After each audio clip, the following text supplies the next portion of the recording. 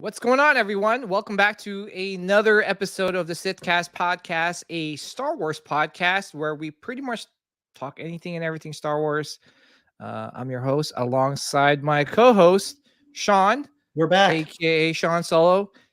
We got a great one tonight. We got a special guest that is going to be joining. Oh, a couple. One's a regular, one's new to the show, and we got lots to talk about. We're going to talk about our guest's work.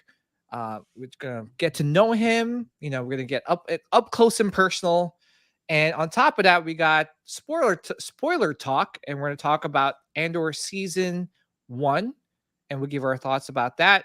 We'll talk about Kathleen Kennedy. Is she going to be out soon? Maybe. There's been rumors that she might be, and collectibles, Black Friday sales, all the goodness. Sean. There's a lot to talk about. Yeah. So, and we weren't here last week because of Thanksgiving, so we got 2 weeks of goodies. yes. So let's get straight to it.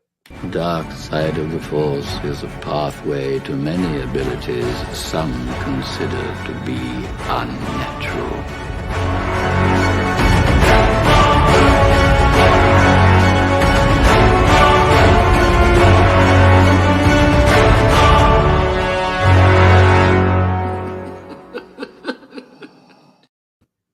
All right. Let's rock out with our sabers out.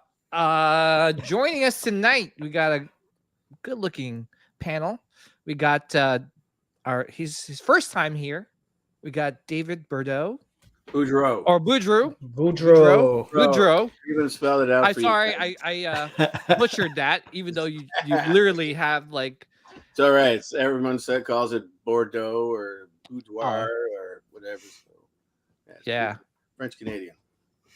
Well, welcome to the show, man. Glad to have you on board and talking Star Wars. So we'll get to know more of you in just a bit. Sure. Alongside us tonight is Anthony, aka BMX Jedi, aka Sith Holocron.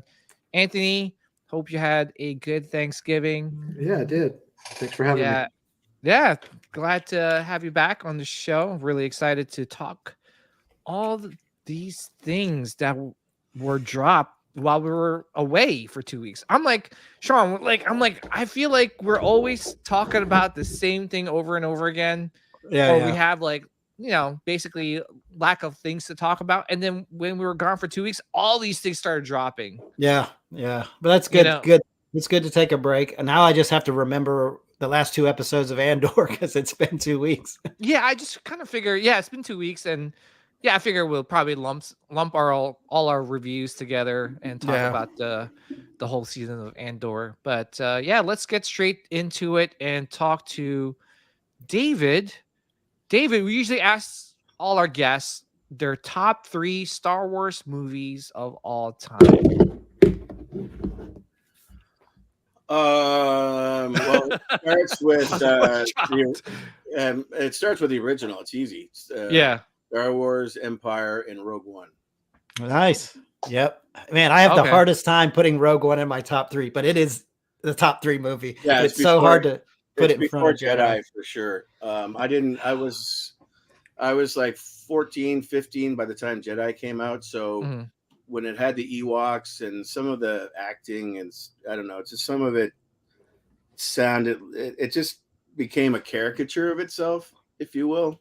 Mm-hmm. I did enjoy it. Don't get me wrong. I still love it. But when I saw Rogue One, it took its place. So it's those 3 and then Jedi. And then that's pretty much it. As far as yeah. I'm not a big fan of sequels. And whatnot. But anyway, it's probably the age that Return of the Jedi came out for you. What's that? It's probably the age you were when Return of the Jedi came out for you. Yeah, for sure. Yeah, I'm 53 now, so I was born in '69, and so I was 7 when Star Wars came out. And it was right at that age where with everybody, it's like it was new, completely new to anybody on the planet. So Star Wars has always been my favorite. Empire, I think, is a little darker and more my type of film and more my type of Star Wars. Yeah. And it's a better film because you already kind of know the characters already, so you don't have to spend the screen time introducing them. So yeah, you can get right into the chunk and meat of the story, and I think that's why it's such a better film. Yes. Jedi is just, tying up loose ends, and it's the ending of the trilogy, if you will. So yeah. some of the Jedi stuff in Jedi I didn't like. I mean, it kind of the whole. I loved Boba Fett in Empire, and then by the time Jedi and the way they killed him off, I was just like, what was the point of that? So it was too quick. It was too quick. Yeah, it was all too quick, and it's. I mean, I realized back then they weren't planning on doing what we all see today.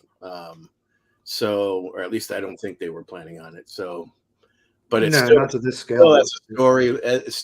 I just found it goofy, and when I saw that, I was like, oh man, this is cheesy and they're campy, and this is not Star Wars to me. But really, wow, okay. The Ewoks bothered me for a very long time. Yeah, see, I mean, and I think by the time this happened, I know later on George said that he would wanted like Wookiees. By this time, knowing that, he felt that. Me. Yeah, he felt that. I would have loved to have seen Wookiees. Hell yeah. Ripping arms out of their sockets. Yeah, I would have loved. Hell yeah.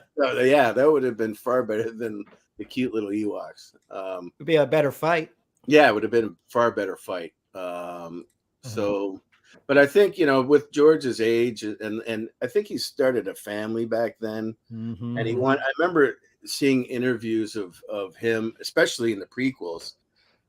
He wanted his kids to see these, and if he made them for an older generation, he felt that he couldn't show these films to his kids until they were older. And I remember seeing him in interviews while we have Jar Jar Binks. I know you're a big fan, PJ. I know. But you can I don't know. You can thank his kids for that character. But yeah, for me, it's always been the original trilogy, and everything that I collect is based on those films that I just mentioned. I don't collect anything outside. I don't collect prequel stuff. I don't collect sequel stuff. It's within that time period that I collect. Yeah. Well, that's where I was going to say, so, yeah, I was going to say, your number one is Star Wars, the first one, and the second one. Good. Yeah. Wow. Star Wars, number one. And that's I kind of try to stay generally to the first film. Like I only have a few Empire pieces, and a few Jedi pieces, and a few Rogue One.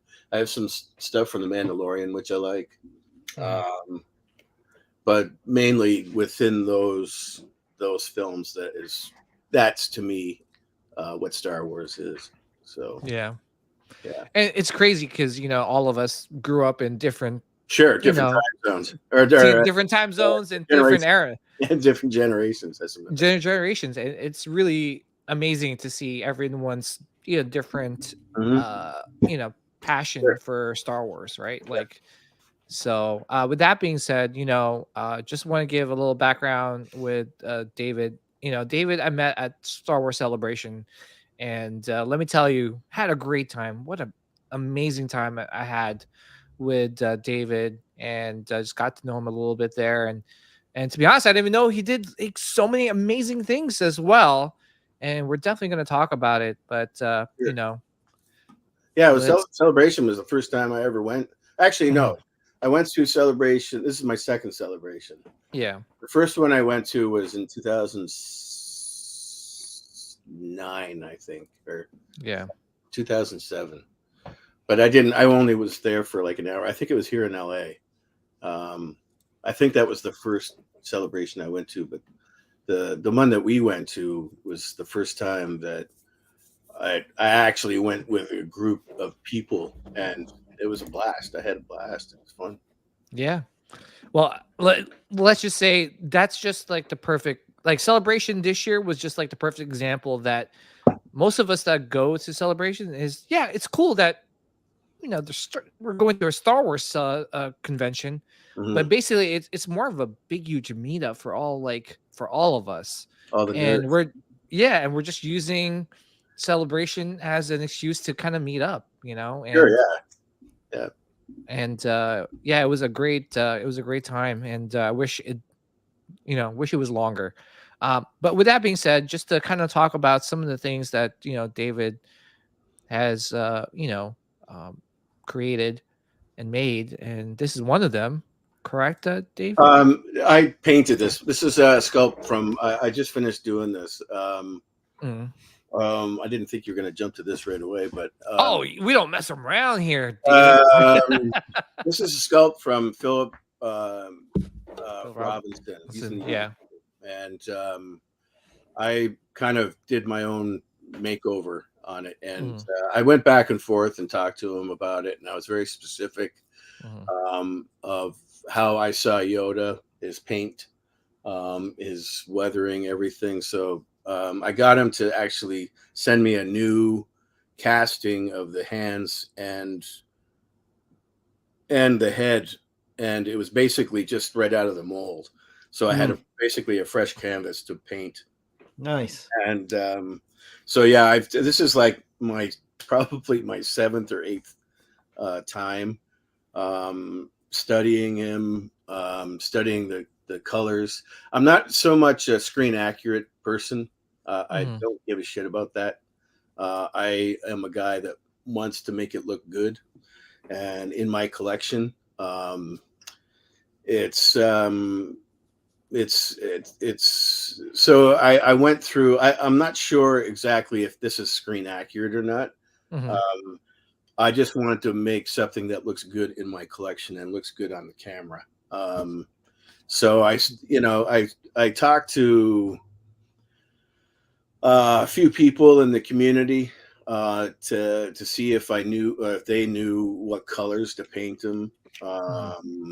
I did my own research. I bought, I don't know, 12 different shades of green from different various companies. And painting urethane rubber is very difficult. It's like painting a raincoat, and especially when it's a water-based paint. And so I had to go back and forth and figure out a technique of how the paint is going to stick to the urethane and to get the effect that I wanted to achieve. So I spent pretty much, this has been an ongoing thing for almost a year now. And I still have, I commissioned a girl, I think somewhere in the Midwest. Her name's Kayla. And she's actually making me realistic eyes, and replacing them inside the skull. So just to give it more of a realistic feel. The eyes that are in there now don't have like veins. They don't look that quite realistic. I didn't go overboard with the veins and stuff, but I just wanted something that feels a little bit more realistic. And I know it's not screen accurate. I don't give a shit about that, like I said. But it looks great, though. You had to repunch. Didn't you have to repunch the? Oh, geez. Yeah, I had to. Yeah, you're going the wrong way. And you made this one too. No, I'm just kidding. Yeah, no. I had to repunch the hair. It looks awesome. And I had to. I weathered the clothing that was there, so I had to kind of rip up and cut up. It looks phenomenal, David. I mean, seriously, it's the best looking Yoda out there. Yours, It's friggin', it is phenomenal. That's the word. It really is. Yeah. Geno's. Everyone saw Geno's. His is probably the most screen accurate. Right. He's got all the bells and whistles. Yeah, but that's still, the one that I would ultimately. My passion, and the reason why I was so passionate about this is because it's been an ongoing thing since I was like in my early 20s. I was working at Disney and I sculpted my own Yoda head. But back then we didn't have the internet. We didn't have all I had to go by was like pictures from magazines and freeze frame the TV. Yep. So I sculpted my own Yoda head. And the only thing that was out there, I think, was by the Chioda brothers. It was like the elusive concept. Mm-hmm. I hated, and I don't want to insult them, but it didn't look good. And it's the ones that you see on eBay now that are all deteriorated because it was made from foam. Right. And it was extremely expensive. For those days to buy something that expensive that's made of foam. So I did my own sculpt of my own Yoda, but it's been an ongoing thing, like I said, since the early 90s. And when I found out that Philip had done a sculpt, I reached out to him and I saw some people buying or he was selling his version of it. So that's when I started that project, and I'm thrilled to have him now. So yeah, it looks great. And this one looks great too. That's incredible. This is ridiculous. Yeah, this it's funny because this guy I found on Etsy. I don't think his shop is closed, and it's been closed for about a year. His name is Troy Larson. I think he's out in Utah or Vegas somewhere. I'm not sure, but he's the same guy that did my Greedo, and he sculpted and painted the Greedo. And I saw he had an Admiral Akbar, but like I said, I didn't want. I wanted to focus more on Rogue One and Star Wars in my collection, so I had him paint it. Even though it's a rogue, even though it's an Akbar sculpt, it's a what's his name, Radis paint job. Yeah. But when I saw Mandalorian, I thought, oh shit, maybe I could do like a Mando build. So I did the research on the sweater. The sweater is it's a different color, but I think it's the exact sweater that was used. Wow. And then the schmuck and everything else. I did my research, and it was like an old army thing that is incredibly expensive, and it was very difficult to find because, of course, when Mando came out, I think everybody and their mother went and bought what was screen accurate, and so I couldn't find it by the time I decided. Oh wow! To do this. So I'm like, again, I'm not into screen accuracy, but I went into the wheelhouse of what looks good and what it's my interpretation of what I saw on The Mandalorian, and it got so famous. I posted it actually in the RPF group on Facebook, and the art director, or not the art director, but the costume designer saw it and left a comment saying that she's going to have to show this to her boss. Oh, really? Wow. I'm assuming Dave Filoni and that's cool. Yeah. Yeah. It's seriously amazing. And to be honest, like, who would know that this isn't screen accurate? I mean, no one would know. Like, well, it's just like would. Yeah, but I mean, like there's people out there that go, there's not enough scratches on the, Oh, geez. Yeah, but I mean, to be honest, like, yeah, those guys are just like very meticulous. That's compulsive. So that's just like, that's a problem. That's way overboard. Yeah. This Jawa looks freaking phenomenal. Yeah. Oh my god. This is a build I started with Sean Gonzalez. Sean was going to start building one. He liked the Tom Spina. I think Tom Spina did one. Yeah. So when him and I were talking, he introduced me to the mother of Jawas. Now she does. She has a site on Facebook, and she basically makes costumes, but not what I did. So I had commissioned her to do the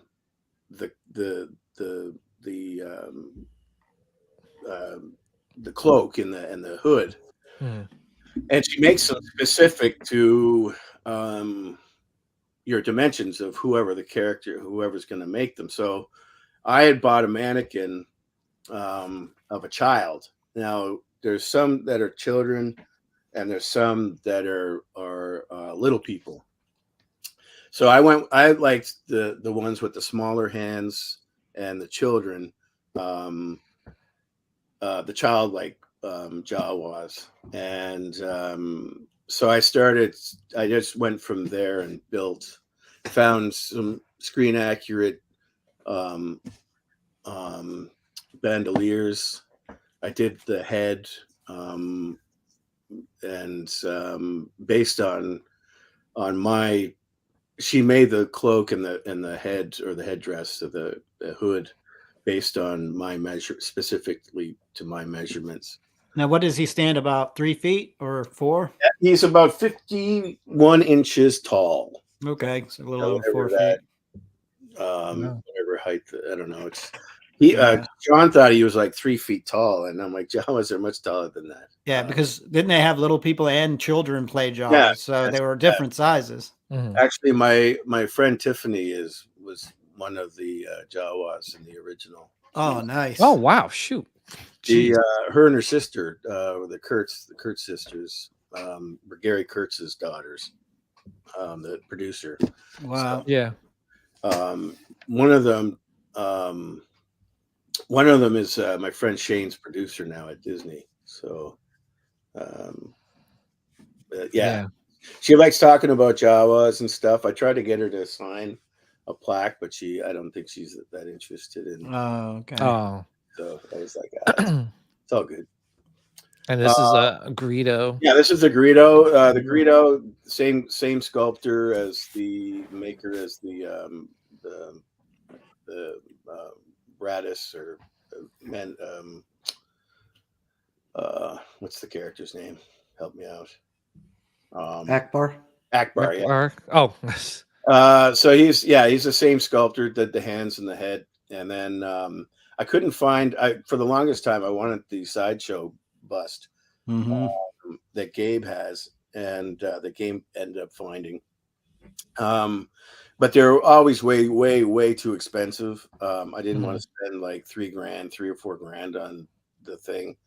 So I searched out, and I was like, you know what? I'll just make my own. And when I found Troy on Etsy, he's hands down probably one of the best Greedos. It's not probably screen accurate, but it looks good.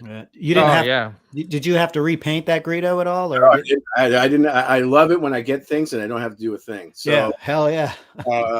So yeah, when I got that, I got the Greedo, and then I got another Etsy seller did the belt and the holster and the belt.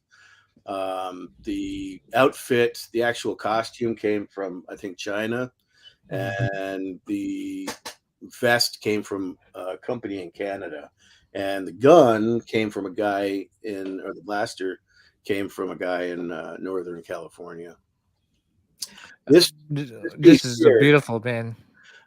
This is from my friend Nathan out in Texas. Yeah, he's on I think as Captain Nader on Instagram.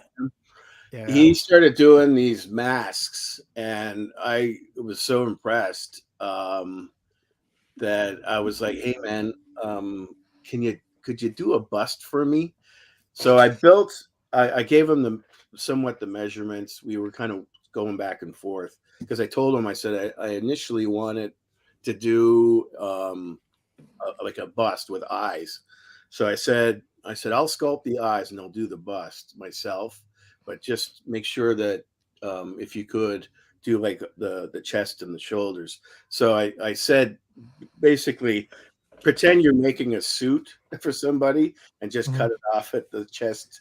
So so this is what he did for me, and holy moly, jeez. Yeah, it's amazing. I follow him on Facebook. Yeah, he's great, Yeah, and a holy. really great person to deal with. Like him and I talk all the time now. So when I did the eyes, I actually got him.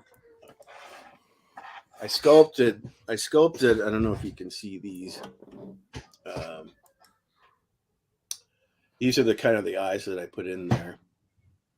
Wow. There we go. So I sculpted the eyes. These are my prototypes, but I got him to send me like a mask, and basically not the complete mask, but just the shell and the overlay. So I had like an imprint. So I'm not usually I'm not like working with the actual mask with all the hair. Yeah. And so I got him to send me these so I can have like a shell. Just kind of attach them to. Yeah, so I know what. So once I did do the eyes, the ones that are in there now are one complete skull. So it fits right into this area beautifully. So yeah, when it worked out. I absolutely love it. It's sitting right now. Is he roughly the same size as the Chewy bust? Oh yeah, yep. Yeah. It's as big as the Chewy behind me there. Yeah, that thing's amazing. So yeah, it's I love it. It's a great piece. I think he's gonna have more people asking him to do what I did. Well, I told him, I said I'll work with him, and I said I'll sculpt the eyes for him, and I'll send it to them, and then he can make a mold of the eyes, and in case anybody's interested. This piece here was originally done by the A&J. Is it A&J? Yeah, A&J. Yep. The only thing that's actually from A&J on this bust is the actual respiratory thing around his neck. Oh, really? And the aluminum pieces.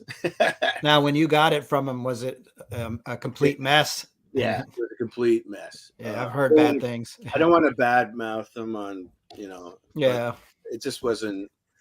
Let's just say it wasn't. It was overly weathered, and it was just. I don't know. It just didn't. To me, it wasn't what in my mind's eye, didn't look. Yeah. What? The tooth was off. Like it looks fantastic, but my favorite part of that Tuscan bust is how you have the way his robe drapes, where it's just not cut off at the bottom. Oh yeah. Like a lot of busts are just like a sharp edge at the bottom. The way that drapes with the bandolier is. I did that on. Yeah, it's beautiful. I purposely did that. Yeah, I love it. That's one thing that I didn't like. So yeah. So I purposely this. Yeah, this is one of my. I don't collect a lot of ships and stuff from Star Wars. As you can see, I'm more of a creature person. Yeah, but this is a Randy Cooper kit, and when I had the pleasure of meeting John Eblin, he stayed with us. Oh wow! During Celebration. And I was gonna build it myself and paint it, but when I met him, I was like, "Well, shit, why?"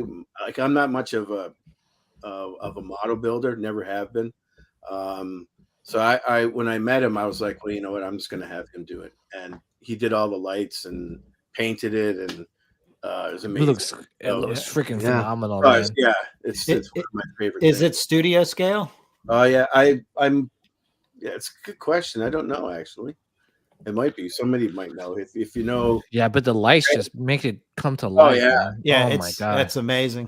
There's actual Jawas in the top there. Oh, Yeah. really? Yeah. So the lights are just it's amazing. Like I could shoot that. That's a big boy too. Yeah, That's what she said.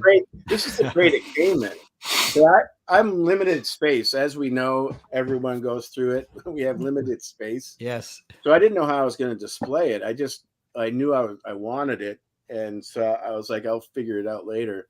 Wow. Look at all And that. So envious when you see it's cool when you see other It's people's like- collections. You know. Yeah. well, You get inspired by it. I'm pretty much I've basically closed the cat. I stopped collecting now, and I have a few other pieces coming in. But I took a picture of this about a little over a month ago, I guess. And I always like and of course everyone does it. Like I think Joel Ozzy did it, and but I wanted to see all like everything, and this is not everything, but I could fit in the photo. Wow. But It I just wanted looks to good, man. I wanted to do a shot of most of everything. Which Darth Maul is that? That's the sideshow. Okay. The sideshow bust, which is See, I've got the Phil Robinson one. I really wish he would have came down further with the bust because he kind of cuts it off at the shoulders, where it's just almost does he? just a head.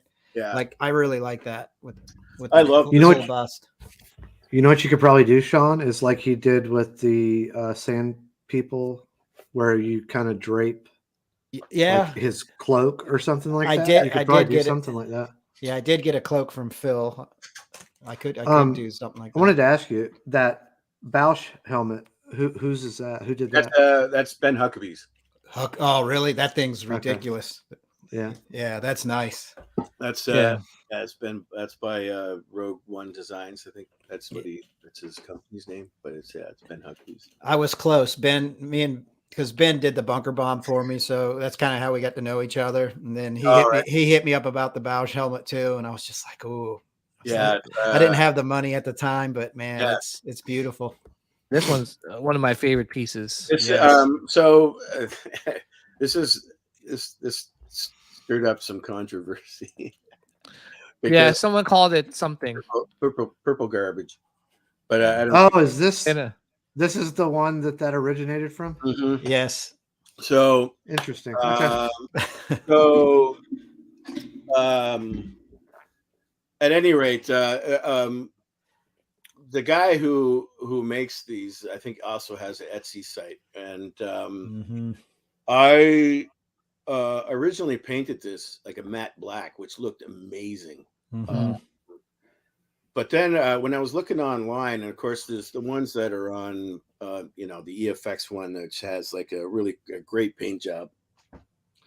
But I was going through online one night, and I was looking at car colors, Mm. on automotive colors on online and on Amazon.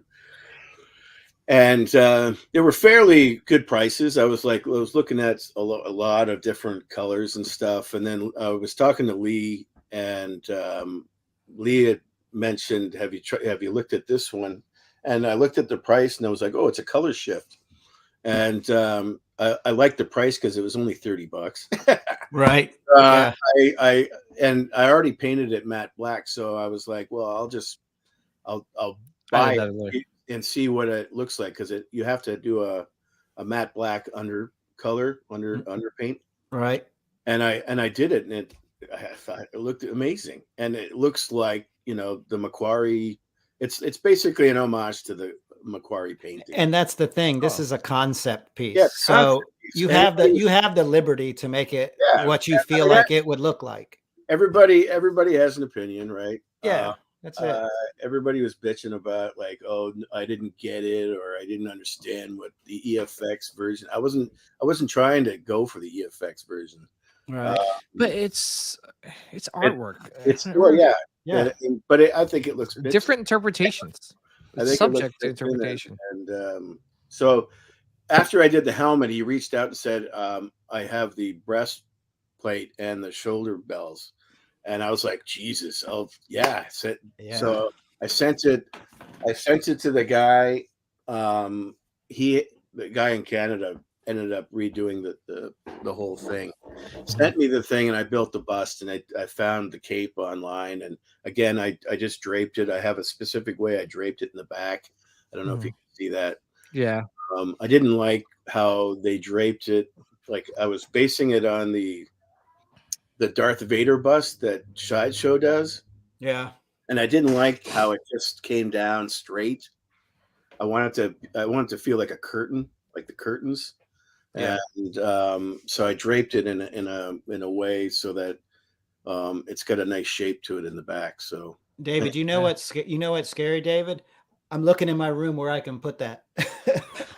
Dude, he offers it now. I know that based on what I did. So now he offers it on Etsy. Yeah.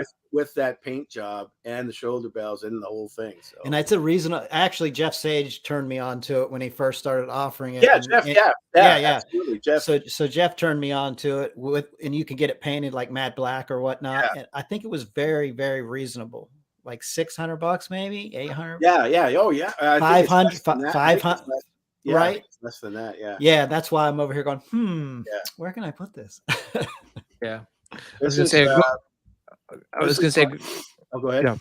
I would say going through all these, man, like these are amazing, man. That's the Move Talk bust I did. Move Talk. Yeah. I build them up as well. So I had leftover fur for my Move Talk. And that's so cool. Yeah, this one was a guy from Spain. It's a rubber mask, latex mask. And again, I couldn't find anybody selling the Sideshow ones online for a reasonable price. And I said, screw it, I'll just do my own. And there you have it. So you had to make the eyes too? No, I didn't have to do anything. Oh, that's part of the mask? Yeah, this guy in Spain, he did this one, and he did the one that I just recently have, which is that's sweet. Yeah, he's on Etsy as well. Okay. Oh, but I had to build the butt, like the shoulders. I bought a chef's gown, black shirt, cut that up. I had to resew it and redo everything. I had to find one with, actually, no, I didn't. I couldn't. I wanted to get one with a collar that's long enough because most of them are kind of short. So I had to make the collar a bit longer, which I cut out of the excess shirt that I didn't use. Yeah. And so that, and this is my, I actually sculpted this. This is like 40 pounds of. Holy crap. I loved all the obviously I love all the Cantina creatures and stuff. And so I couldn't find a good,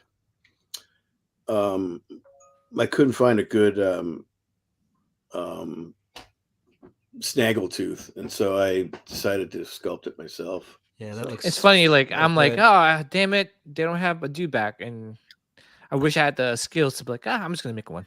Yeah. Well, they make a Sideshow makes a dewback. Oh, it's sold out, but I'm just saying in general. You know? Yeah, if you can't get it, you make it. Yeah, that's like, I can't get it. And I often think that's how I sometimes collect now. It's like, well, can I make that? Can I build that? Do I have the materials to do that? Do I have the time to do that? So yeah, a lot of my builds are based on that.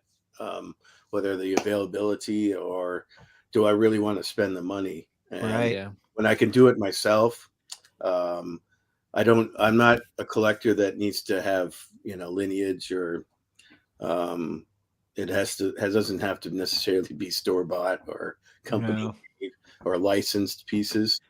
I'm more about having a good looking collection than a licensed collection. Yeah. This picture looks great. I love it. Yeah, This is the Regal Robot Chewbacca bust, and then is that the Regal Robot?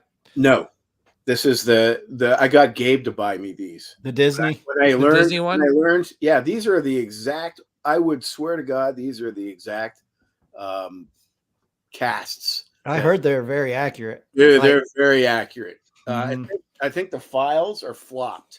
So if you took a file from the actual ones from the screen accurate ones, the actual ones, I bet they scanned them and they just flopped them in the computer. So like the poses are mirrored. Are mirrored. And they're half scale, but they're painted beautifully. And with Gabe's got like a discount with his Disney pass or whatever. He got them for like $230. Yeah, you can't beat that. You can't beat that. And they almost look to scale when they actually project a hologram. The table itself I bought from Tom. That's from, and I bought that over a year ago, and which I originally intended to buy his set, and I actually bought it and ended up canceling it. So after I found out that this is the sideshow one. Yeah. This is the hand-me-down Salacious from Gabe. Oh, was that Gabe's old one? Okay. Yeah, Gabe's old one. I was like, it looks familiar. Yeah. I bought his, and then he bought his Salacious. So.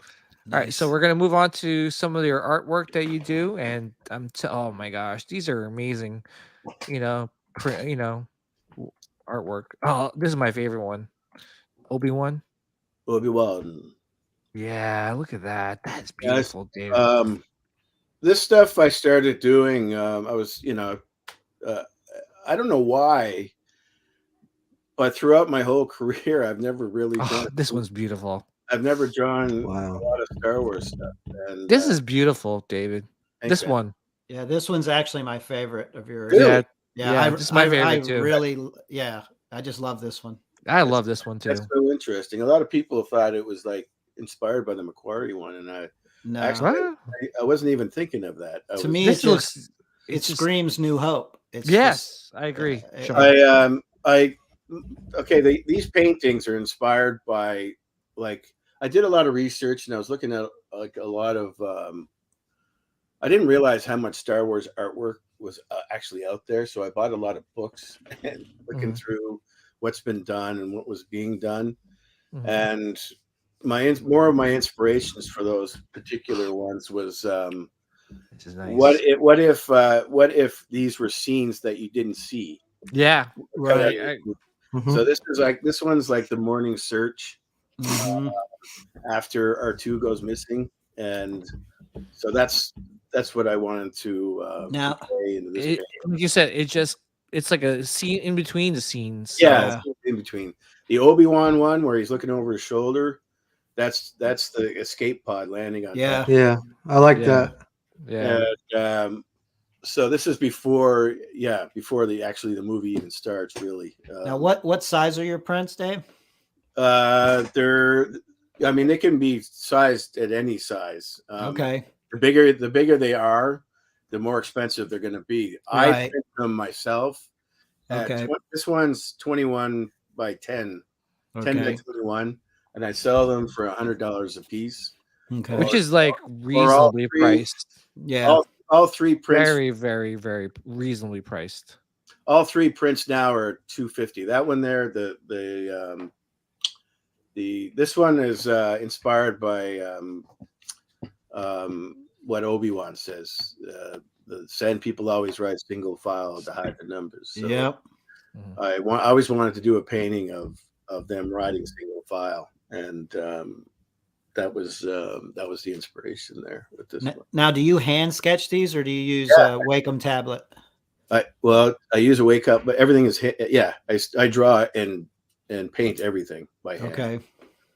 Like, and a lot of people, I don't understand that question, because I use a Wacom tablet, but for some reason, I think a lot of people don't realize I still draw. Yeah, you still have to draw it, right?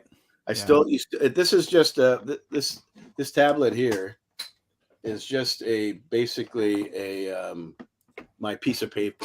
Right. It's a big long tablet and I use a stylus, which is this here, and I use digital painted pixels. Put it that way. That's my Right. So a lot of people, and it's funny because a lot of the there's a lot of AI stuff now coming out, and with digital painting, it's still everything is all still hand drawn. This is stuff I did for Disney. Dude. Yeah, I worked at Disney back in '94. I did a lot and you drew all these for the movies? Yeah. Wow. That's awesome. Those there, the cowboy ones. These are character designs I did for Five Goes West, the animated TV series. Yeah. This would have been 91, 92, I think. Jeez, man. Like over 30 years ago. Wow. Yeah, but still, like these are stuff that we grew up with. For 1994. This is stuff I did for Lion King. I was mostly hired for Lion King and Pocahontas, and those two were being done simultaneously. I was gonna say you could probably sell these for a fortune. I know, but I remember that Robin Hood cartoon. Yeah, me too. Animated movie. That was done in the 70s. Yeah, I did a lot. I remember that. And this is shortly. I worked at Disney. I've already worked in the industry for a few years. Disney was. I actually stumbled on working for Disney. I went in to do freelance, and by the time I walked out of there, they offered me a full-time job. And, wow! Well, skills, baby, skills. Yeah. So, and I was the only artist on staff that was kind of a floater because I could draw any of the characters. And wow, that's awesome. Most of the artists were specific to IPs. So you'd have one artist only drawing Peter Pan, right? Drawing Mickey Mouse. Where I was it was the best job in the world. They gave me an office. They gave me a silver pass. They came to my house on a Sunday with a contract. Oh, really? Yeah, and I went to the interview on Friday. And, wow! Shit. Damn, that was quick. And by Sunday, because they didn't want me to go to feature film. And okay. Because I've already worked in the industry, I was an animator by trade by this point. I was only going in there, like I said, for freelance work because my friend Shane worked there, did freelance for them, and so I was just going in there to do product design and do stuff for the boxes, and it pays really well. Yeah, and all you're doing is drawing the characters from the movie. This is the first movie I worked on, which is Fern Gully. This is I remember this movie. I was like, this looks so familiar. This is right out of college. This is my first movie that I've ever worked on. That was a great experience. That's from Space Jam, scene from my animated from Space Jam. Dude, this is freaking cool, man. Yeah. These are drawings I did from El Dorado. DreamWorks. I worked at DreamWorks for like 6-7 years. Dude, you're like, and here I am, like, these are drawings I did when I was a kid. I was like 6. And you know, can I tell you, like, I got my mom wrote in the corner April, the date of them. Oh, she wrote the date on it on that last one. The date of I think she wrote on the back of this one. This was, I think, 76. 76. So I was just April 9th or 8th. I was just turning 7, so I was 6 years old when I did that. Well, I hope they always feel like playing forever. Oh. Yeah, I did copied a lot of stuff. Well, let me say, and the reason why that to me that's super cool because like my son, my youngest one, he started to draw. Like he started drawing and he's only 6 or 7. And mind you, he definitely didn't inherit any artistic skills from me because I suck. But then I saw him. He was just like watching Nightmare Before Christmas, and he started drawing it. Great. And I'm just like, I'll send you the picture, Sure. David. But I'm just like, whoa, and and I'm just like, and that's where it starts, right? Like the passion to I mean, do to bring things. it back to Star Wars. I Mm. mean, I'm here because of Star Wars. Mhm. I was 7 years old. I was completely inspired. Um, I wanted to work for ILM. I already drew and sculpted when I was a kid, right? Yeah. So the evolution from 77 to the time I graduated from school in 91. Actually, ILM came to Sheridan, where I went to school, and hired me as an intern. So I got the opportunity to go to ILM, but it was an unpaid ILM. It was an unpaid internship, and I couldn't afford to work. I was right out of school. I didn't have any money. I didn't have any relatives I could live with. But there was nothing more amazing than getting a letter with the letterhead of ILM with the magician and the hat and seeing your name on their letterhead and opening up the letter, getting accepted, and then having to turn them down or not be able to go. That's tough. That had to been a tough one. But then you're like, well, I need to eat, so. But then, I mean, I went through a range of emotions because I was like so excited because it was just a matter of 14 years from when I saw Star Wars to getting an acceptance letter from them. Wow. That's And, that might. I was so excited, but then I was so depressed. But then I got angry because I was like, wait a second, this is ILM. Why can't they fucking pay me? Yeah, they've got the money. They've got the money. Yeah, it's like, so, but at that point, my mindset, like, you got to remember too, like at that time, they weren't working on Star Wars. Star Wars was like long gone by then. And they weren't, the prequels weren't talked about. My mindset at the time was wanting to become a Disney animator because now at that point, I think Little Mermaid and Beauty and the Beast were coming out, and the upswing. There was like an upswing of Disney features now, and everybody was kind of focused on working there, opposed to working, in effects. So that's where my mind was at that time. Yeah. And I often look back and I go, I wonder, what if, like, a lot of my friends actually worked on the prequels, and you end up kind of hating the stuff that you work on. So I'm kind of glad and fortunate that I didn't work on the movies, because I don't know how I would really feel, because like most of the stuff that I work on, I don't want. What's that? There's some racing, David. Is that a race car going by? That wasn't me. I think that's from the highway out there. Oh, really? Oh, yeah. I was like, someone playing something? fire You truck? guys got headphones on. I don't, so it's kind of weird. So anyway. Anyway, I often look back and go, I wonder what happened and, what if, but it's, I've had a great career, so I can't complain. Well, I was going to say, it's like, it's like once in a lifetime opportunity. And, it's such a cool thing I'm sure to experience, Sure. Absolutely. Yeah. Are you still working for animating for American Dad? Yeah. I just, I wasn't sure if I was going to be able to go on tonight because I'm working on the last episode of the season. So, okay. I've been with Family Guy and American Dad for the past since 2009, off and on. I went to work on a feature at Netflix back in 2015, and then came back. I ended up going back to Canada for 2 years, and then came back to to Family Guy. I kept kind of coming back and forth. So that's and they're a great staff, a great bunch of people.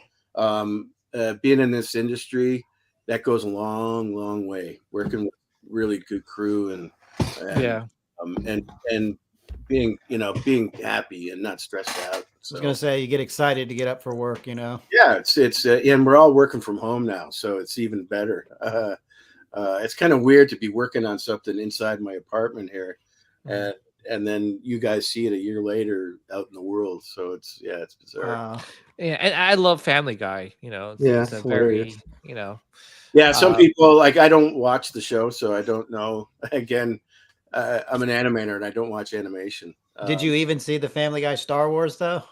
I worked on it. Actually. Oh, did you? Yeah, wow.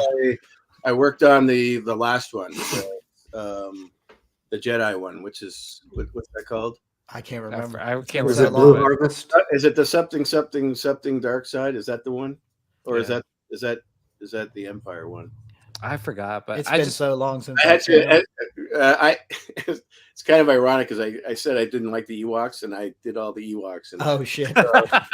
They're like, hey, this guy doesn't like Ewoks. Hey, Yeah, you gotta do the Ewoks. Yeah, just give it to Dave. Yeah. But I did all the explosions at the end. It's amazing how we actually watched the show. I mean, Seth is a huge Star Wars fan and Star Trek fan, and when it's amazing how close we followed the movie, because I had to animate all the explosions at the end where the X-Wings were going over. So all I had to watch and animate frame for frame and see all the different stuff. But it's pretty funny how close some of the shots are in the interpretation of it. Oh, that's cool. Yeah, like when he's taking the couch, he's like, "This is a perfectly good couch." Yeah. They're fun. They're fun. I'm sure Seth is fun, right? And he's probably like, we don't see him much anymore since he's gone. He's done the that show. Yeah. What's it called? The Orville. Orville. Yeah. So he used to be really intricate member or part of the team, but now. Like he would come in and do all the voices for our table reads, but now he mostly does. He's got his own office off-site now, and does he's wrapped up doing the live action stuff. So he will do just the voice recordings, I think, from his house now. And, wow! Yeah, so that's great. We don't see him much anymore. I haven't seen him in years. But although having said that, we have a Christmas party coming up next week. At some big shindig here in Hollywood, so I might see him there. He'll probably sing. He'll probably do a few numbers for us. Sing on stage with the band. Really? Yeah. So I'll take some pics and post them. That'd be cool. Yeah, please. So, well, I was gonna say, David, did you want to plug in where people can check out your artwork or anything, or you can just Google my name, David Boudreau, or there's I can link some stuff in the thing later if you want. But seriously, it's amazing. I have a website. You can contact me on Facebook. You can contact me through the website. And you're IMDb. And I'm on IMDb. There you go. So I didn't. It was funny because I didn't even know I had a page. Oh, really? Yeah, because you made it when you earn IMDb. I say you made it when you're an IMDb. So yeah, I didn't even. It wasn't until I know it. I've known about it for over a decade now. But when it first got up, I had no idea it was on there, and we don't run it, so it's like a completely separate entity. So yeah, you can see the list of. That's a great list. Yeah, that's awesome. so cool, man. And it's also cool for us because we're like, oh, cool, we know someone that works in the industry. That's pretty cool. Yeah, so. Yeah, that and a nickel might get you on the subway. Yeah, but still, man, it's you're such a humble person, to be honest. When I said, when I first hung out with you, I didn't know all the accolades that you have accomplished throughout your years, and you're just such a humble guy and just so chill, so cool to chill with and just talk Star Wars. So I'm very happy I got to meet you in person in Celebration, hoping that you could make it out maybe to ICCC. Where is that? Where is that going to be? Tennessee. That's going to be Tennessee. And we're trying to get everyone to go out there. Just not more so. It's just more so to just kind of hang out and have some drinks. When is it? When is May? May. Yeah. It's like, is it May 26th, like towards the end of May? Yeah. Because Jeff Sage is going, J2SO's going, us three's going, like, and Anthony and I went last year, and it is super chill. Like, it's a hangout. It's just fun. I would love to go. I mean, isn't that the guy? Isn't it like a guy that runs it? Like he's an actual fan. Oh yeah, he's an actual he's like a big guy. Yeah. Weird mustache. He's the one that started it. There's some really good guests there as well. I really like that venue, and it seemed like I watched him interviewed, and I really liked his aura, and just him talking about why he started it and what was wrong with the other conventions. Because I've been to several conventions, and I'm not a convention type of guy, but I will go. I like seeing people. I like seeing and talking. Yeah, I mean, to be honest, just that it's like I said, like it's an excuse to kind of like all of us to kind of like hang out and just have some drinks and just talk Star Wars. A lot of fun. So, all right, excuse me. All right, so let's move on. Again, thank you, David. You share. Thank you for sharing all the your work and all your collection and all the things you've done. They're beautifully made, and I'm very, very not only impressed, but blown away. And thanks for coming to hang out with us tonight too. Sure, That too. We're not ending the show yet. No, we're not done. We're not. No. Okay, bye, you want me to stay on? No. We're making it sound like we're like, okay, David, see you later. Okay, see you later. Bye. All right, bye. I did not mean it to come out like that. Okay. Yeah. I was like, I said, no, David, don't go. But anyway, let's address the chat. We'll get into our Andor spoiler talk. Let's talk about Andor. Oh yes, baby. We got Darth Kenobi in the house. What's up, Darth? What's up? We got RMD Collective. What's up, RMD? We got Scott Berry. What's up, Scott? Scott, I shipped out your giveaway, so hopefully you should be getting it pretty soon. You're in the West Coast, so most likely a week. I'm sorry, I'm not that rich. I can't ship it to the priority, but we got SW77 Flex. Time to have. All right, Sean Miller. What's up, Sean? Thank you for tuning in, fellow Canadian. Yep. Yes. We got J2SO. What's up, J2? Hey, Thank you for tuning in, and we got Star Wars Addict 77, aka Jeffs. What's up, Jeffs? We got Leighton Richards. What's up, Leighton? Thank you for tuning in. Who else is here? We got Duncy. I love that name. Martin. Duncy. What's up, Martin? What's up, Martin? Thank you for tuning in. Who else is here? Oh, we got Cannoli. Dom. What's up, Dom? He's got the flu. I hope you feel better. He's a bit delirious, but that's usually a normal thing for him. Anyway. Hello, everybody. And so let's Sean Miller. Yes, sir. Canadian, eh? Okay, so let's get into Andor. We'll start off with our guest. One of our guests, David. David, what's your thoughts on the show as a whole? Like, I love it. I absolutely love it. I'm going to go against all the kids out there and go, I love it. There's a lot of things that I don't like about it. What are the things you didn't like about it? I try to refrain from saying things because I don't know who and what friends have worked on this because I have quite a few friends working on these shows now. Yeah. I mean, overall, the only thing that I would complain, and I understand people think it's slow, and I get it. It's like, sometimes it dragged on a bit. I agree. But to me, it feels like closest to Star Wars, my Star Wars, than anything that's out there. And it's I don't know if it has to do with the maturity or my age, how old I am.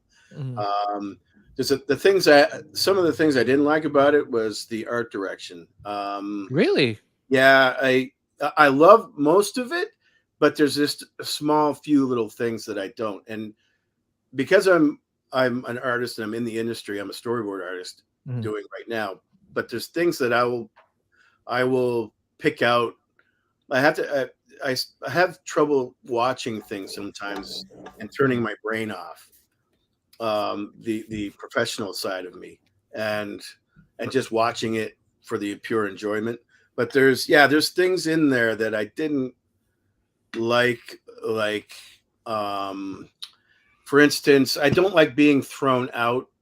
And there's a few times where I've been thrown out and it's too much like Earth. I know what you mean. Yep, I know what you mean. You're talking about the guns? No, just kidding. No, the guns didn't bother me. It's eating cereal at the table. Yep. Oh, yes. There's like goats. Like, right. They weren't creatures that were like goats. A couple of extra horns, and they call it goats. Yeah. And they actually call it goats. And then he used a phone booth. That threw me off. Yeah, and a phone booth. And like, where are they? Like in Fort Lauderdale? Right, spring break. Yeah. No, it looked like a futuristic Venice Beach to me. Yeah, they're wearing like the beaded thing around his neck, and I'm like, like you might as well just said it was Santa Monica or fucking Long Beach. They landed on Earth to get away from all the weirdness or whatever. But yeah, I mean, it was called it was some of the gadgets, like the Kodak camera threw me off. I was like, oh, that's a fucking Kodak camera. But of course, the kids probably wouldn't know what that is. Right. Our age would. Yeah. Yeah. I'm like, Jesus, that's kind of lazy. I would have thrown a bunch of more troopers in the background and aliens. Thank you. Thank you. They didn't have to do anything. All they had to do was just stand there in the background. So you could see them. So it felt a little bit more Star Wars. But I think David. I was going to say, I think David nailed it though, because every episode we talk about, and PJ was always just like, it just doesn't feel like Star Wars. But I think you nailed it when you said it does. It feels like Earth. You've got goats. They're at the beach. And then, like I said, with the phone booth. And then, we always talked about we needed more stormtroopers and aliens, and it wasn't there. Like, I love, who is it? Gilroy. I think he's a great writer. I think he's a great and what do you call him? Director, screenwriter. Well, just screenplay writer. I'm trying to think of the terminology. Anyway, I heard that he's not into Star Wars. Yes, that he wanted to just write it, and that's probably part of the problem as why we don't. The things that we're complaining about, like all you needed was like a couple of stormtroopers in the background. They didn't have to do a thing. No, just stand there. Have them walk them through. Like if they're under the Empire's influence, have them in there so you feel like there's a little bit of threat. Like they should be everywhere. It should, It's like old Germany, with Nazis. Yes. Thank you. Yeah, that's what it needed, and I don't know why they didn't do that. I have no idea. It could have been very simple. Perhaps they should have called me. I don't know. Yes, I think they should have. Honestly, I think you did such a great job. It's just that's the only thing as far as the acting and the cinematography and the great shots that they have in there, which with the little eggs of the few scenes of the TIE fighters, the shots like this, Colin Cantwell. And this was nice. This was a nice bonus. This was a beautiful sequence. Like, it was. Mm-hmm. Yeah, the way he turned around and the flipping, it's just the way it was edited. Yeah, it was just a really, really great. And I mean, this felt like Star Wars. Yeah. Yes. It kind of gave you that feel. Remember the Falcon would take that little spin. Yeah. He would spin nosedive. Like it had that feel. Yeah. It's it felt really, really, really good. But that's my overall take. I mean, I like this actually more than Mandalorian. I know that's probably everybody's like, oh God, no. But, no, which is I see the Mandalorian like the old 80s, like episodic, Buck Rogers, right? Yeah. I think that's what they're going for. Mm-hmm. But I find this a little bit higher end production value, and it's just more my taste in what I think Star Wars is. But having said that, I love The Mandalorian. I love the majority of The Mandalorian. I don't love everything about The Mandalorian. There's a lot of cheese, I think, in there too. Yeah. But overall, I like this over Mando. But yeah, what's your score? I give it a 9 out of 10. Wow, great! Wow, that's a good score. Great review, by the way, too. You nailed. You made some really, really good points, and I'm glad that you pointed them out. So, all right, so let's go to Anthony. Anthony, what's your thoughts are on the Andor season 1? I'd say overall I enjoyed it. It did feel a little slow, but I do love the storytelling and the backstory and the world building and showing how these different areas were starting to get fed up. And I've been saying it for a while that there's just little things that sometimes take me out of these shows. And like David said, the cereal, it bugged me right away. Me too.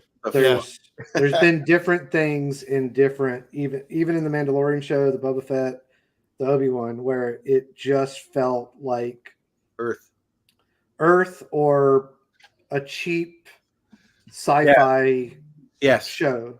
Yep. I will say that the sets are massively better than they have been in some of the other shows.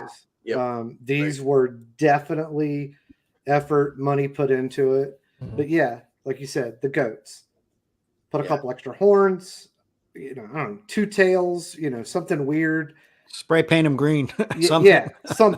Something other than just. I would have just rather not seen the goats and not call them goats. Yeah, exactly. Exactly. Don't call them goats. And even like when she's interrogating that, is it Bix? Yeah. And she's asking her, are you a fish? It should have like a womp rat. It should have been exactly a womp fish or something. Sure. Like don't use our terminology for animals. Even calf. Like, hey, can you? Yeah. It was like what? Coffee? You might as well just said fucking coffee. Right. Yeah, they should have called it something else. And the phone booth bugged me. It's just little things like that where it's like I don't feel like I'm in a world far, far away. I feel like this is a sci-fi episode or something. Yep. But I like all the stuff with Mon Mothma. I like the stuff where they're kind of, you can see he's the ringleader. He is the orchestrator of this. And this is the start of the rebellion. I like all that stuff. Absolutely. I would say my gripes would be very, very minimal.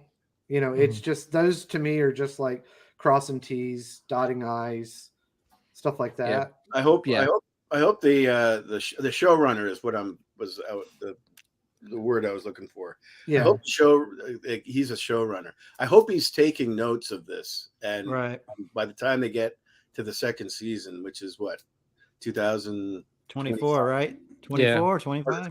24. Yeah, 24. Should be like anything. So I hope they take that, and whoever's directing it, which I think he or his brother or one of them is directing. Yeah, they're both working on it. Like those are the little things that like you have to go the extra mile to get you into that other world. And it's not like you have to think of something crazy. It's just like take something and just make it not look from this world. Yep. Whether it's the guns or the food they're eating. Agree. Anything. Like I liked watching Mon Mothma. She was drinking a glass of champagne or something. It didn't look like any glass I've ever seen before. The uniforms and what everybody's wearing, they need to either throw them in the washer a couple of times so that the colors fade. Yep. And make it look, because everybody looks like they just got out of the salon or yeah. I would say the stuff in Coruscant needs to be very sanitary, clean, crisp starch. Yeah, the stuff outside of there needs to be a little bit tattered. Yeah, but those are the little things. Like they got people that work there that know this stuff. You know, the people at ILM should know this stuff. A lot of those time frame. I know, like, I mean, being on the animation side of things, the production value it's also costly, and it takes a lot of time. However, they have more than money than God. So you would think.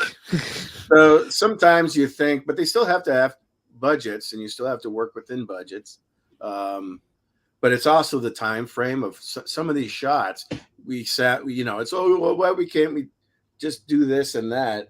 But it also could be like a time frame, especially like the effect shots. I'm not talking about like putting stormtroopers in the background, but effect shots take some time to do, which might prevent us from pushing the dates further and further away from when we see the next season. Yeah, some of the little stuff though, like we're talking about, like those aren't budget breaking things. No.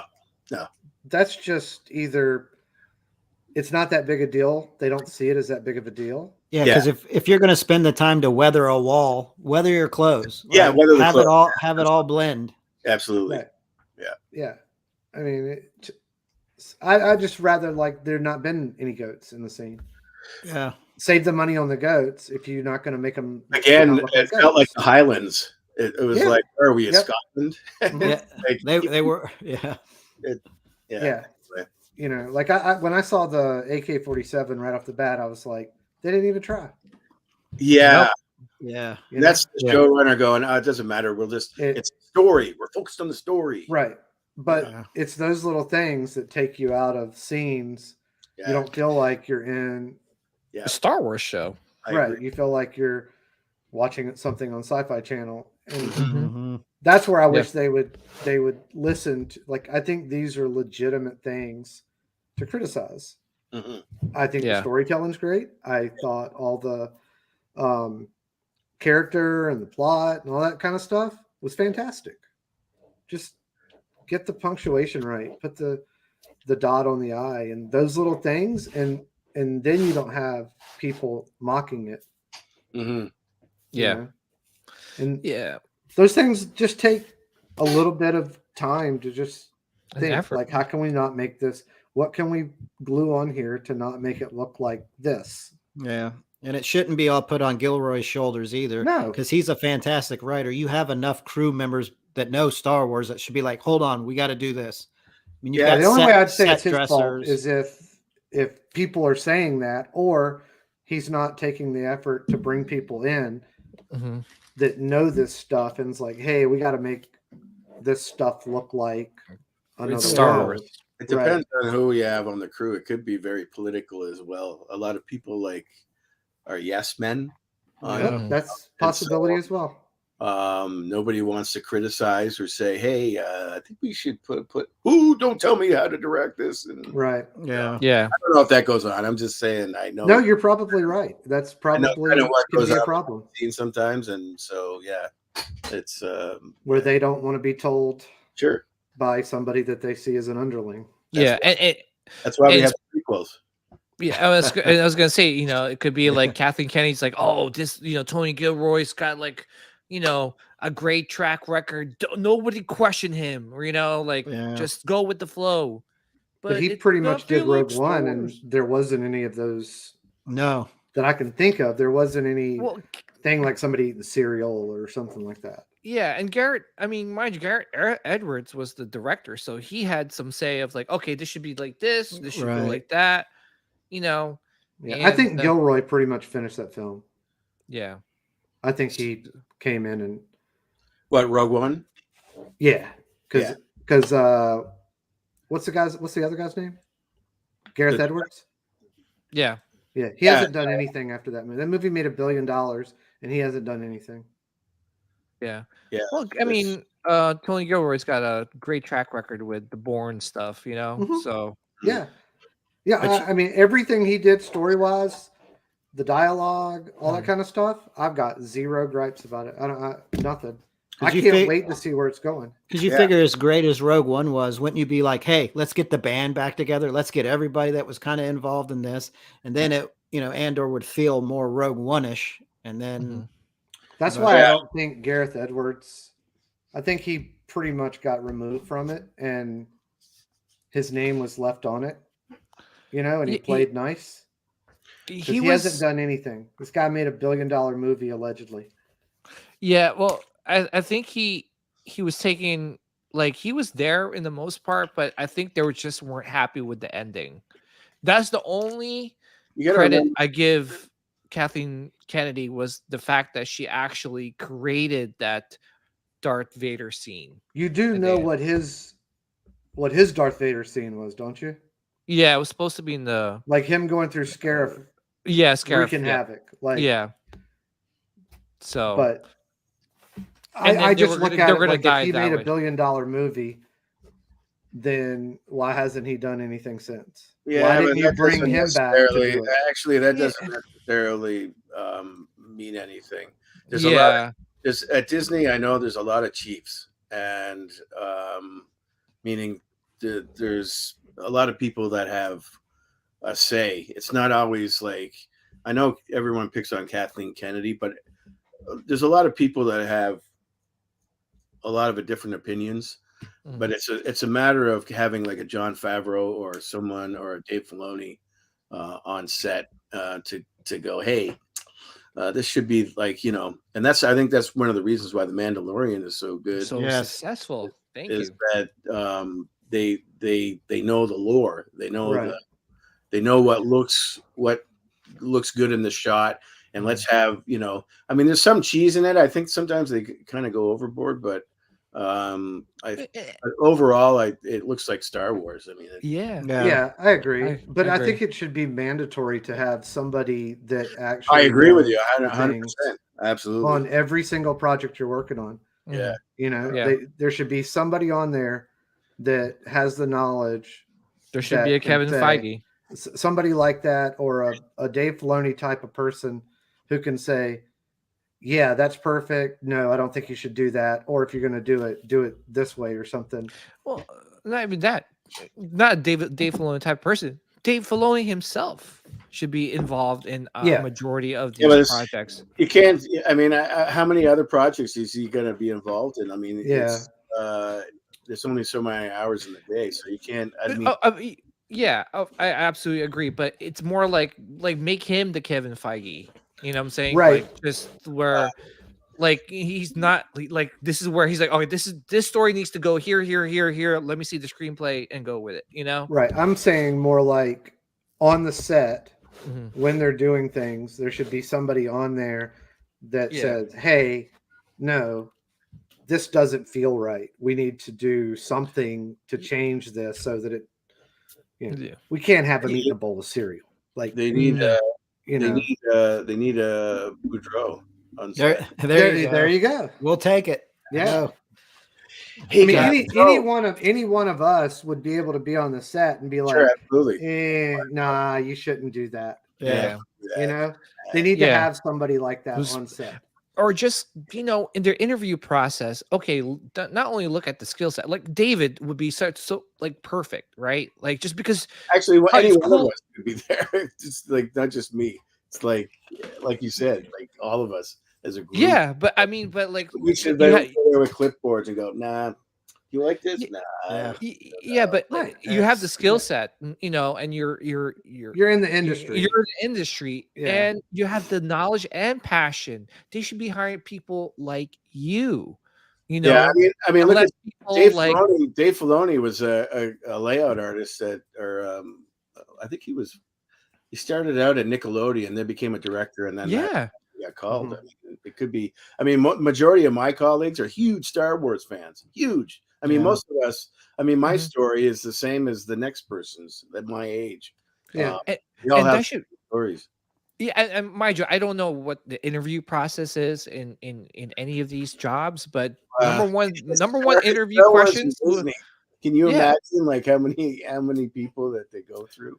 Yeah, but it's just like, hey, number one question: do you love Star Wars? Did you watch any of the movies? Yeah, I saw some. Like, would you hire that person? Yeah. Like, it's like, yeah, I didn't like it when I was a kid. Robert Rodriguez, check him off as a no. Right. Yes. Exactly. He's done. He's done. Don't bring him back. I have stories I could tell, but I won't. But yeah, don't bring him back. Bring him back. You know, and that's what I was thinking, saying too, is that Book of Boba could have been so much better. Yes. But we had someone who, I don't know, took the Spy Kids route. I don't know. Anyway, they really did. And you know, mind you, like, you know, like for the Acolyte, here's a perfect example. The show, like the director of that show, didn't even watch any Star Wars movies. So I think that she was quoted as saying, oh, I gotta catch up on Star Wars. I haven't watched. So you got this person who knows nothing about Star Wars hired for Star Wars. I'm pretty sure in Marvel that is a prerequisites, right? Like, because if you look at Marvel, everything's kind of connected. There's Easter eggs. Oh, there's this. Oh, this was from issue number 55 from this and this, and this. Oh, it's an Easter. You know, because even if the director of a Marvel movie isn't like a mega Marvel comic reading person their whole lifetime, they have people around them that they can say, hey, give me some ideas on little things that we can put this road, you know, we can put a license plate that means that, you know, the license plate is this comic book issue and stuff like that. And like, they're doing things that actually make sense. Exactly. And that's all I'm saying, is just have that person, have those people around you. Yeah, like Captain America has a shield, not like, oh, he's got a spear. You know what I'm saying? Right. Like you need to have more people like that in Star Wars. Right. But anyway, Anthony, what's your score? Yeah, I would say 8.5 out of 10. Awesome. I thoroughly enjoyed it. You know, I can't wait to see. It seems like, you know, he's in the rebellion now, so I'd like to see more of what they're doing and how things start connecting up. And would they say three seasons? 2. And it's supposed to 2? Okay, yeah. So then, and it's supposed to end right before he kills that guy on that planet in Rogue One? Yep. Yeah. Yeah. I mean, overall, I thoroughly enjoyed it. You know? Yeah. All right. Let's go to Sean. What's your thoughts on Andor? Everyone knows my thoughts. No, I love the show. It ended how I expected it to end. He was going to meet up with Luthen and join the rebellion. Mm-hmm. Like we talked about it. We knew it wasn't going to be some crazy cliffhanger, you know? So, you know, overall, I mean, I loved it.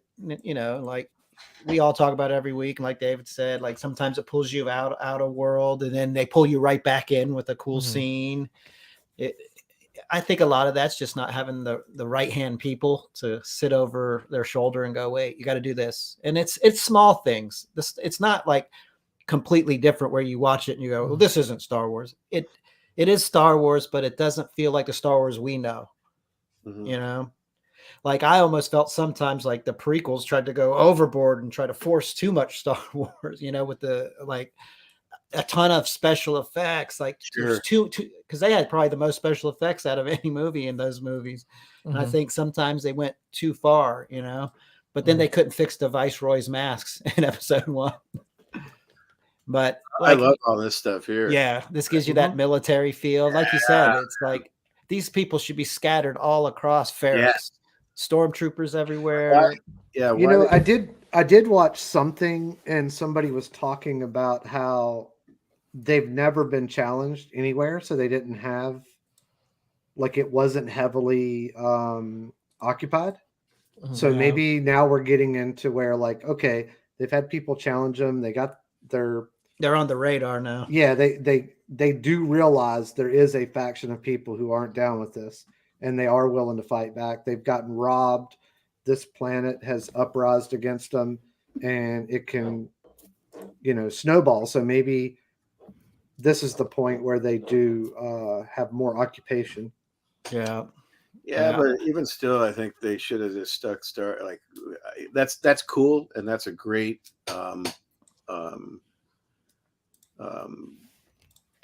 I guess I don't know what you would call that, but you still I still feel that they should have speckled stormtroopers in the background. Oh, I agree, and I think there should have been far more aliens. Yeah. Oh yeah. Yeah. I wish his buddy, his best friend, was an alien. Yep. Right? Yeah, you could have just did that. Same character, same dialogue, same thing. Yeah, and even some of the people when they were robbing the payroll, like one of those should have probably been an alien. Yeah. And however, I don't know if the Empire doesn't employ aliens. You don't see a lot of them. You don't see a lot of aliens in the. I don't know if they would have been able to, like, what's this alien dude? What's Greedo doing to infiltrate? Yeah. In there. So yeah, I don't know if that would have worked, but yeah. But like I said, overall good show. It ended how we thought it was. Like you said, we talked about it before where they do call it Andor, but they focus more just on the rebellion and not just Andor. I feel like Andor is like the center point, and then they tell all these, these other stories around it. Like we said, we could have just called it the Rebel Alliance or something, because I feel like we didn't learn a ton about Andor. Yeah. That's interesting because I never, like, when I heard about Andor, I didn't think we were gonna, like, basically see or focus on his character. Yeah, I assumed it was going to be him just going through, but the uprise of the rebellion. But I feel like they set it up in the first episode when they showed him as a child with his tribe. So I felt like they were going to start when he was young and then work your way forward. Right. And then they kind of branched off with all these other characters, which I was worried in the beginning of the series, because when they started branching off, I was like, are they all going to tie back in at the end? And luckily most of them did. Maybe we'll see more of it in the second season. Like, yeah. In the whole thing yet. So maybe they'll go back into the story, some of the story of how, but I don't know. I don't know. Yeah. We're just hoping this first season is just a major setup for the second season. And hopefully it's going to be full blown out Star Wars, like Rogue One-ish, we're hoping. Yeah. Yeah. And then maybe it's 2 years away because it's going to be more special effects. So the post-production is going to take longer. So you'll have K2SO. So that'll be a lot of special effects right there. I'm waiting for him. Yeah. Hell yeah. Awesome. But yeah, overall, I would give the overall season 8.5. Okay. That's a good score. Yeah. Yeah. Was there anything you well, you mentioned all the things that you disliked, and you're right. Like everything tied in together at the end, and especially the ending. The last episode was really well made. So and then the end credit scene was pretty cool. Yeah. Well, I was gonna say, I didn't expect an end credit scene, to be honest. I didn't see it till the next day. But I was just like, like, because usually when there's nothing at the end when like the preview for, like, I don't know, something else pops up on your Disney Plus streaming service.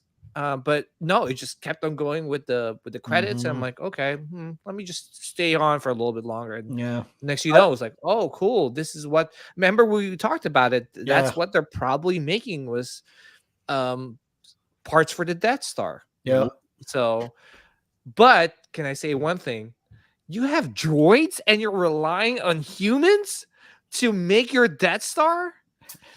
I don't know, man. Well, you figure you've got all these captives. You got to do something with them instead of just having them rotting. Clean the freaking Death Star. Put them to work. Clean the Death Star. Clean the. But you're gonna have all these droids, right? Yeah. And you're gonna have them make the. Well, I guess it's custom built. I don't know. I heard. I watched a few where people were criticizing. And even I did, about the aliens. So why didn't we see aliens in there? But it was like right at the beginning, they separated everybody by planet. Yeah, they did. So that's one of the reasons why I guess why we didn't see aliens. That they were separating everybody by planet. Now, whether or not that's the equivalent of race or it's not like Nazis, I mean, the Empire is kind of like based off like Nazis. I don't know if that was a story point and how they were going to get away with it, or why people weren't asking for more aliens, but that was. Well, yeah. All right. Well, I mean, it seems like in that, or they were separating them. It seems like, is there multiple facilities or just multiple floors that have There different? was different wings and different floors, right? Yeah, but the majority of the whole facility was actually not a majority. All of it was all humans. So Yeah, I think when they flew him in originally, I think there was a couple of those in the water. So maybe in one of the other ones. And the other pod, whatever. Yeah. But I mean, well, number one, great review, Sean, and everyone else. I'm very happy that you guys all, you probably see where I'm going, like the show. But mind you, I'm a big Star Wars fan, so regardless, like I said, unless it's like The Last Jedi, um, or any show that goes that route, where it just completely destroys a main character from Star Wars, I'm gonna like Star Wars, whatever it is, show or movie, because I'm a big, huge Star Wars fan. You're a better man than I am, PJ. I know. I just love Star Wars. I'm just very passionate about it. From original trilogy to prequels. I know, but see, the thing too is that I'm not. I see the flaws, right? I see the flaws in the Jedi. Like I know there's things that doesn't make it perfect, but at the same time too is that like there's continuity involved and it's consistent. That's why I still like the prequels, right? It's still coming from the creator, the maker. Sure. It's like George R.R. Martin, right? Like if he comes up with some really shitty TV shows, at least it's coming from him. It's coming straight from his mouth, and he's still telling a story. Well, nobody's perfect as well. It's like, yeah, I mean, you look at Shyamalan or any of the artists, everyone's like, they're always trying to top the next thing. And I'm like, I'm an artist, and I'm like, what else can I come up with? And it's very difficult.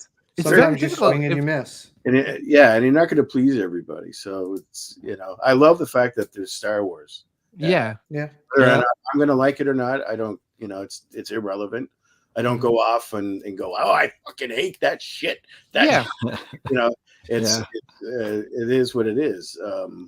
I'm an animator, and I haven't watched any of the animated series, and it's just not my thing. Yeah, and that's the thing too, is that like for me, it's like I try not. I try not. I don't convince anyone to change their opinion to my opinion, and it's okay for all of us to have difference of opinion. I think Sean and I, we had difference of opinion too, and we're still friends. We're not like, oh f you, Andor lover, f you guys, like you can't see eye to eye. Well, get out of here. No, but like here's the thing too, is that I don't understand why people get angry about it. Like, yeah, which mind you, I did have my fair share of disagreements with the sequelists.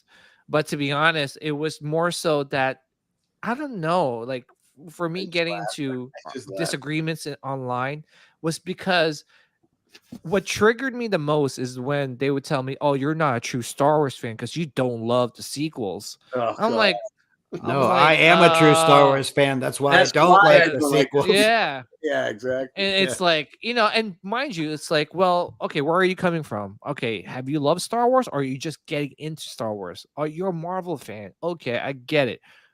All right, well, you're, I respect your opinion, but you also have to see where I'm coming from. Yeah, were you born in the 70s? No. So I have like 45 years of invested fucking compared of this. Then you're whatever decade of loving this. And the thing too is that, like, for Andor, right? Like when I first started watching it, and I'm just like, oh my gosh, it's going at a really slow pace. Okay, all right.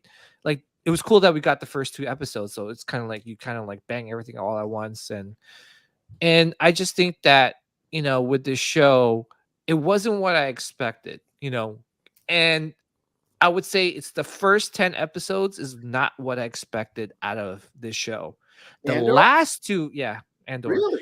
Yeah, the last 2 episodes is what I expected. Just because, like you said, there's more stormtroopers. There's a little bit more, and I get the character building, but was there not enough Jar Jar Binks or?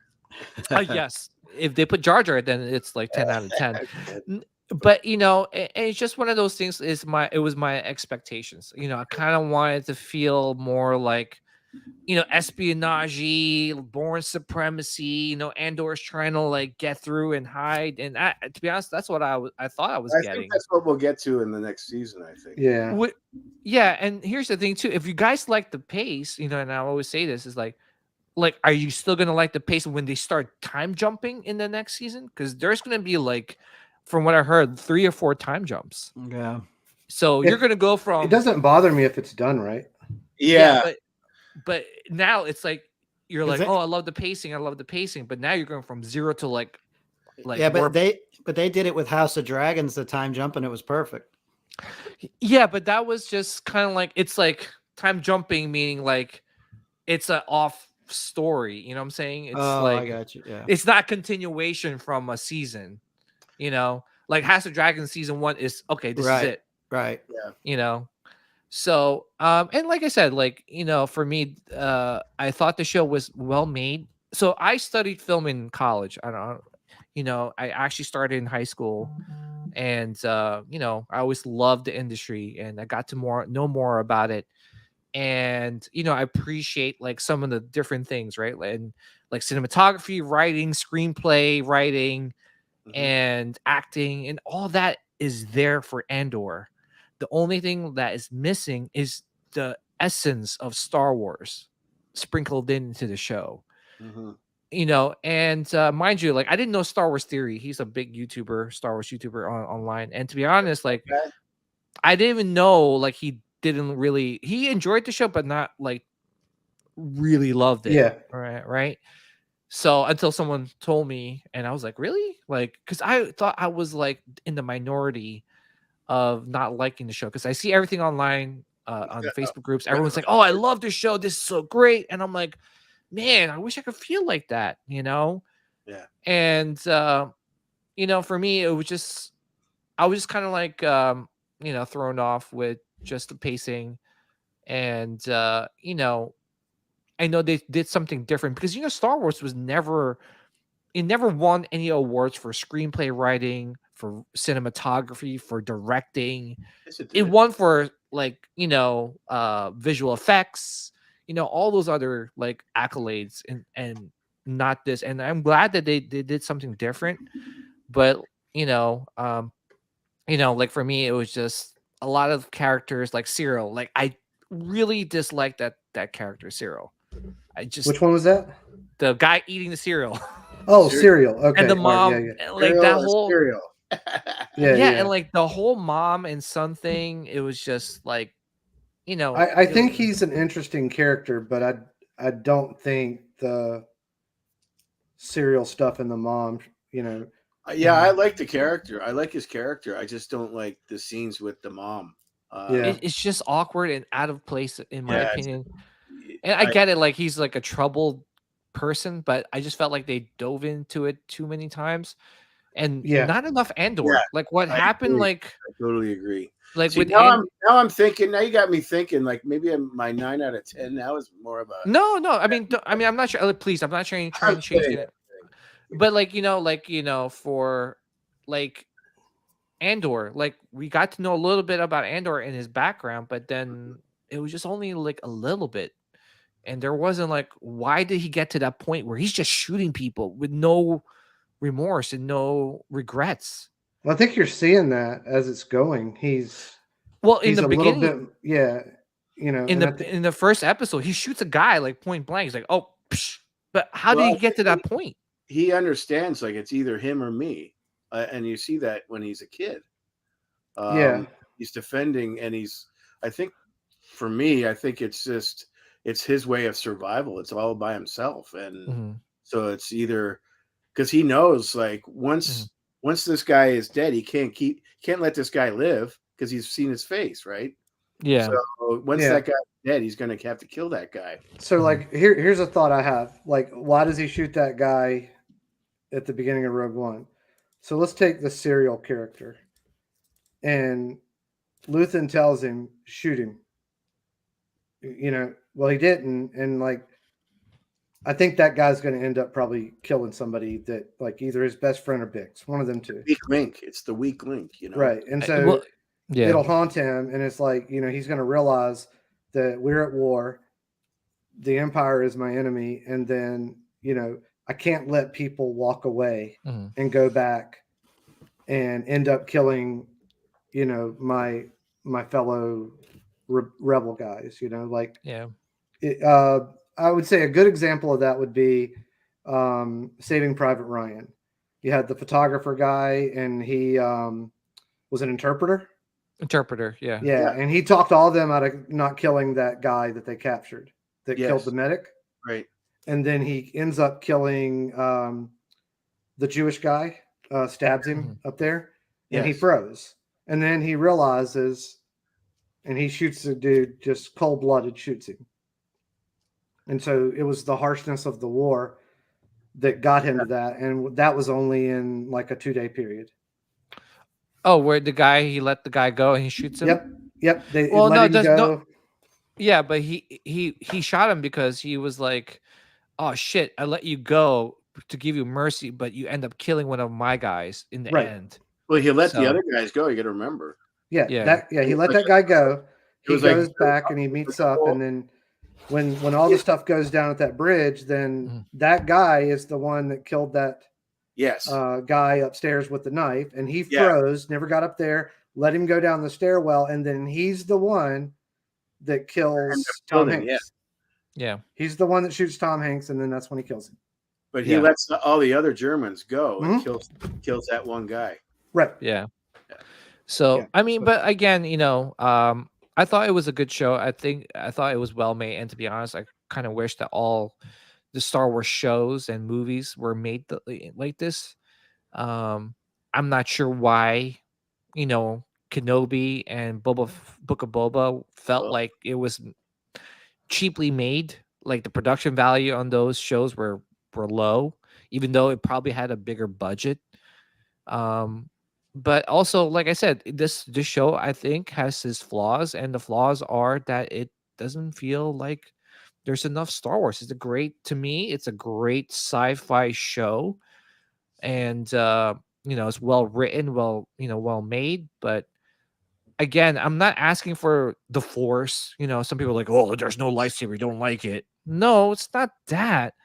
It's just there's a lot of things that were like took me out of it. Like you said, like the cereal, the goats, the AK-47s, all these things that just didn't make it feel like Star Wars. I mean, thank God there were some stormtroopers here and there. Like this is the Empire. It's like the lockdown. Like people, there should be stormtroopers everywhere. There should be, and I don't know. To me, I just felt like that was missing out of this show. And overall, I still enjoyed it. I really honestly feel that it could have benefited for like a 6 to 7 episode season. I kind of agree with you. Yeah, it could have been edited down a bit. Yeah, and it's all I gotta say is that I think season 2 is going to be 10 times better than season 1. Just because now it's like, and mind you, it doesn't have to have action in it. It's just, I think now, like we're moving the story a little bit faster. And I'm more curious about the rebel forces forming. I want to know more about Mon Mothma and how she's going to be probably ousted out of the Senate. Do you think we'll see any of Felicity in there? Honestly, I don't know, and to be honest, I really hope we don't see her. I think the only way we might see her character would be like if they go back, and you see a girl kind of in the background, like if they go back to Saw Gerrera for something, and you see a girl back there. Yeah, but I also think that she's gone. She should be gone from him like about now. Yeah.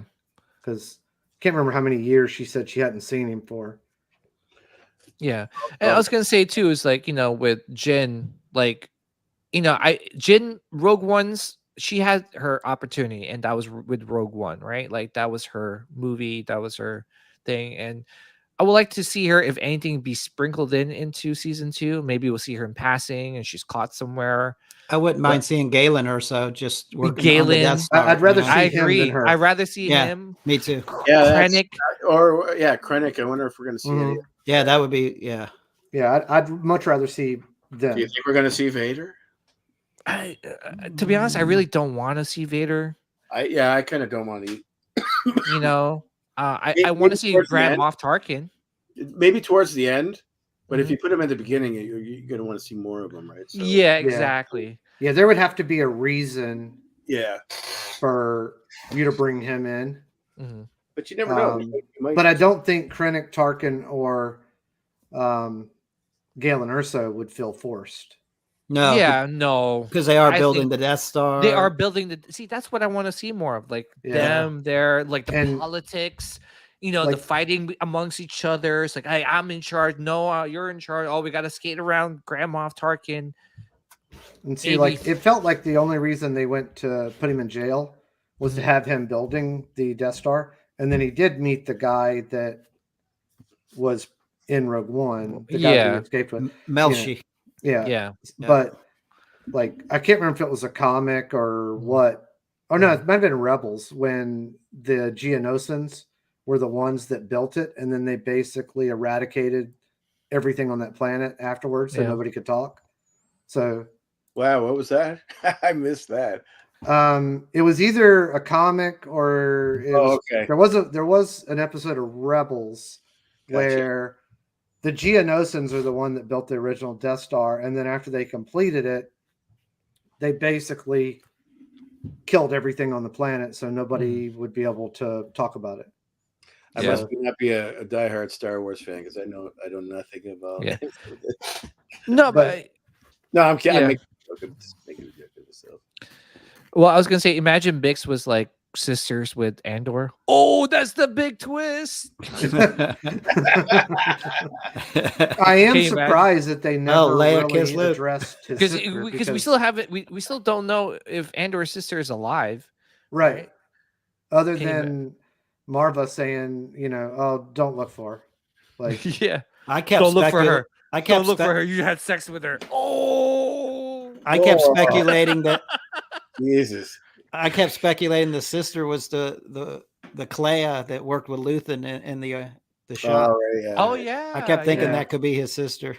Originally, I was thinking it was one of the ones that the girl that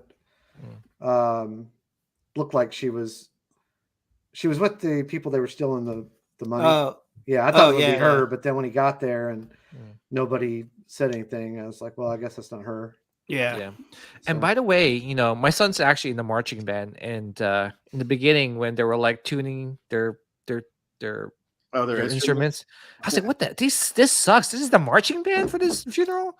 But then obviously they start playing, and wow, I was blown away with the song choice, the music that they were playing. Music is amazing. The music was amazing, and it's for that scene by the same guy. What's his name? I don't know if you guys saw the movie The King on Netflix. Yeah. It's the same guy, and the music. Oh, really? Yeah, it's very atmospheric, and that's one thing that I really enjoyed.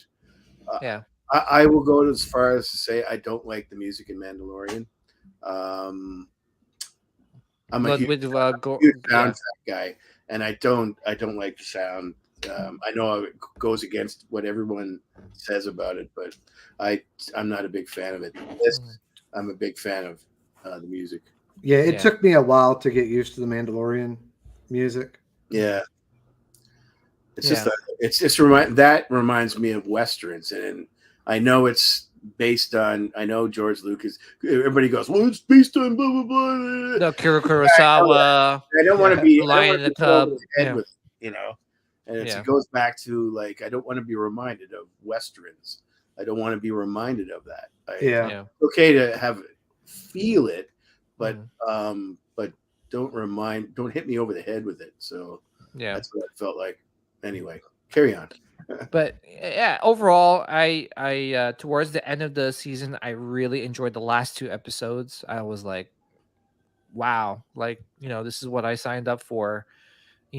Especially at the end with Marva with her speech. I thought that was very inspirational. It was the acting on that she did on that speech was great. And Lutheran's monologue was really great too. Yeah. And I want more of that. The shot of the wind, him in silhouette, and this reminded me of it. And I still think he's a Jedi, but I don't know. I there's elements in there that I think he is, and sometimes I don't think he is, and I don't know. It's just I don't think he actually is now, but in the beginning I thought. I heard people saying that. I never thought. Yeah, that. I heard people saying that. Like he might be whether or not he was, but I don't think he is. Yeah, I don't think he is. And if he is, I hope Darth Vader kills him. No, I'm just kidding. I'm so grim. Originally, I thought he was going to be like a senator who was, leading double life. Yeah, but I do like the. I like his character. The antique shop. I really like that a lot. Yeah, but I mean, like for me, I gave it a 7.9 out of 10. I thought it was, it definitely 9. Why the point?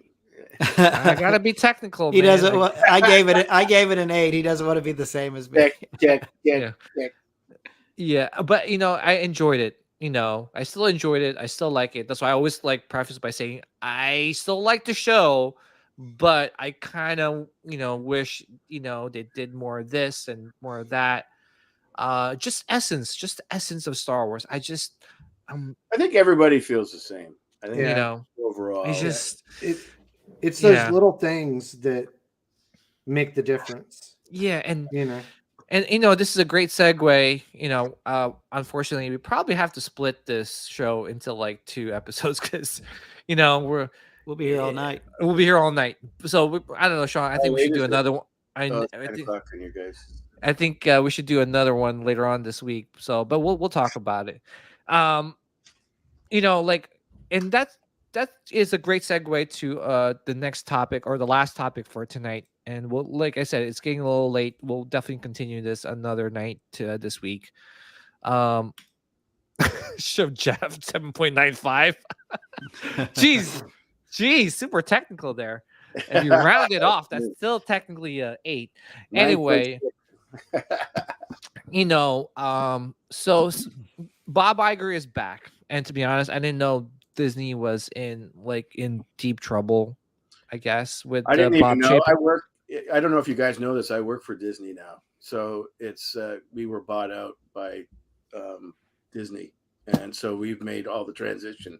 I didn't even know Bob Iger had left, so that's wow. That's pay attention. Yeah. Is it okay if we talk about it? Oh yeah, absolutely. Okay.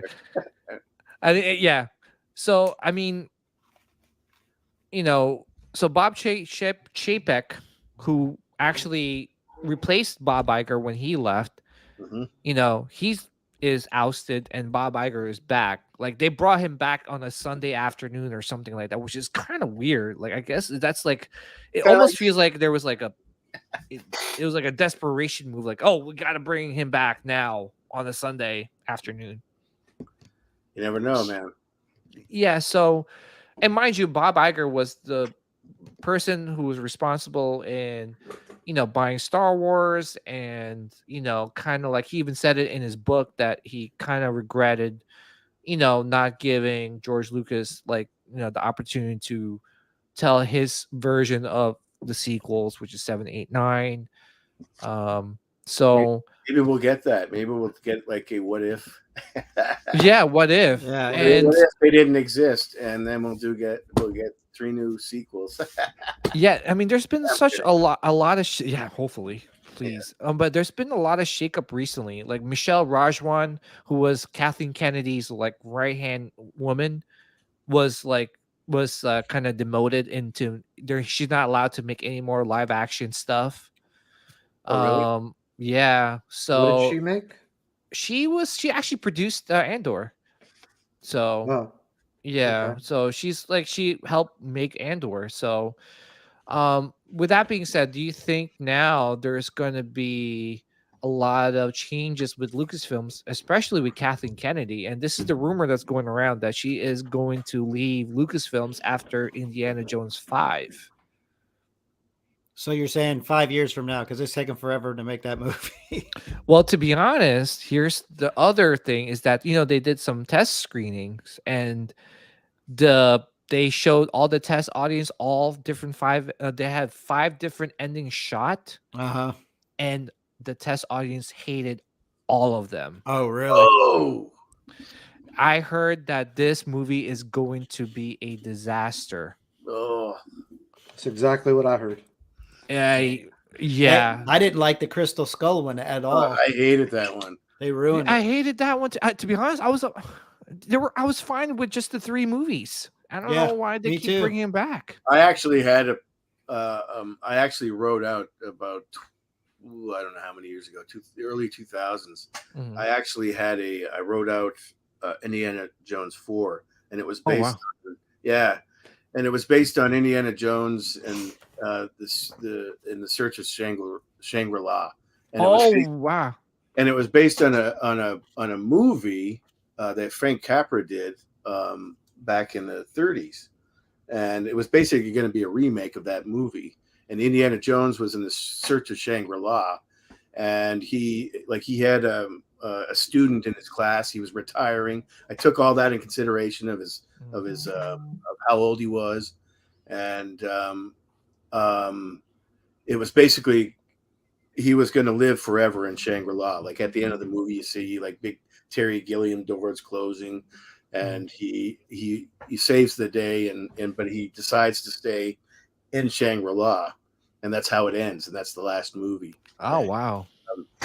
I pitched it to a few people. They loved it, but I never went. I never climbed the ladder. But I always thought that would have been. I hate you, David. Why didn't you do it, dude? I come up with some really cool ideas, like the Micronauts back in the 70s. I wanted I kind of played around with pitching that, and then I found out J.J. Abrams had a hold of it. And you have these things where he bought the rights to it, and you have like a 1 year to turn it around or develop it, and then it goes back on the block. So when I decided that I was going to do that, when I found out I just was like, there's nothing I can do about it. If it's in his hand, what am I going to do with it? So yeah, I like pitching. I still like. I have my own few ideas, but yeah, it's hard. Yeah. It's very difficult to pitch these kind. I'm sure it's difficult, but I kind of wish you pitched that idea with the. I wish I could have got in front of Spielberg or somebody. That would have been so. I mean, awesome. I was working at DreamWorks at the time, so but it's still it's fucking difficult. It's really difficult to get anything pitched in this town. You got to Well, and here's the news too: is that that she's going to be exiting, and we'll start off with Anthony. Like, what your thoughts are? I mean, obviously, I'm sure you want this to happen, right? Yeah, I think she probably needs to go. But as far as her leaving and it correcting some of the problems that we've seen, I guess that's all going to depend on who and how they move forward. Yeah. Yeah, I agree. And I think, right now Disney is not in a really bad place, but they're sort of in the bad place, especially with some of the new Marvel movies. They haven't been kind of like sticking, Wakanda Forever was good. But the Phase 4 wasn't I'd say really Phase good. 4 has pretty much been like not good. No, it hasn't. She-Hulk to me sucked. Yeah, that was bad. That was bad. In my opinion, it just wasn't. It just didn't feel like a Marvel show or a movie. I don't know, David. What's your thoughts on Kathleen Kennedy, and do you think that it's actually going to happen? I don't know. You guys seem to be know more than I do about the politics of what goes behind the scenes than I do. I have no idea what's going to happen. And okay, so like, say if she does exit, who do you want to helm Lucasfilms? God, I have no idea. I have no opinion on anything. Would you? And I'm not. Would you mind if I it was don't know. I Favreau? have no idea. I mean, like I have a really good friend of mine that I went to lunch with recently. My friend Shane. He's a director at Disney. He directs. He's on the Pixar Monsters Academy or whatever that is. Oh wow! And he's a huge Star Wars fan, like myself. And we went to college together, and we were talking about, like, he loves Andor as well. So I just went to lunch with him, and I would love to see someone like himself. That's I mean, there's so many of us, like I mentioned earlier. Like there's so many Star Wars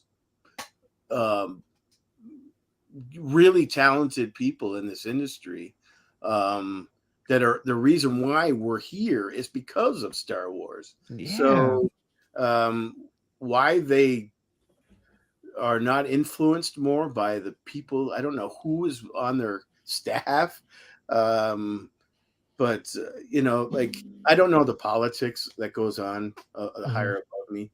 It's above my pay grade. The Kathleen Kennedy, I don't know her personally. I've never met her. I got nothing against her. I don't think she's a good choice, though, evidently, because we all seen, like, if she's like the head honcho making the decisions. Again, I don't know if it's really her that's making the decisions or she's letting other people. I really honestly don't have an opinion on it.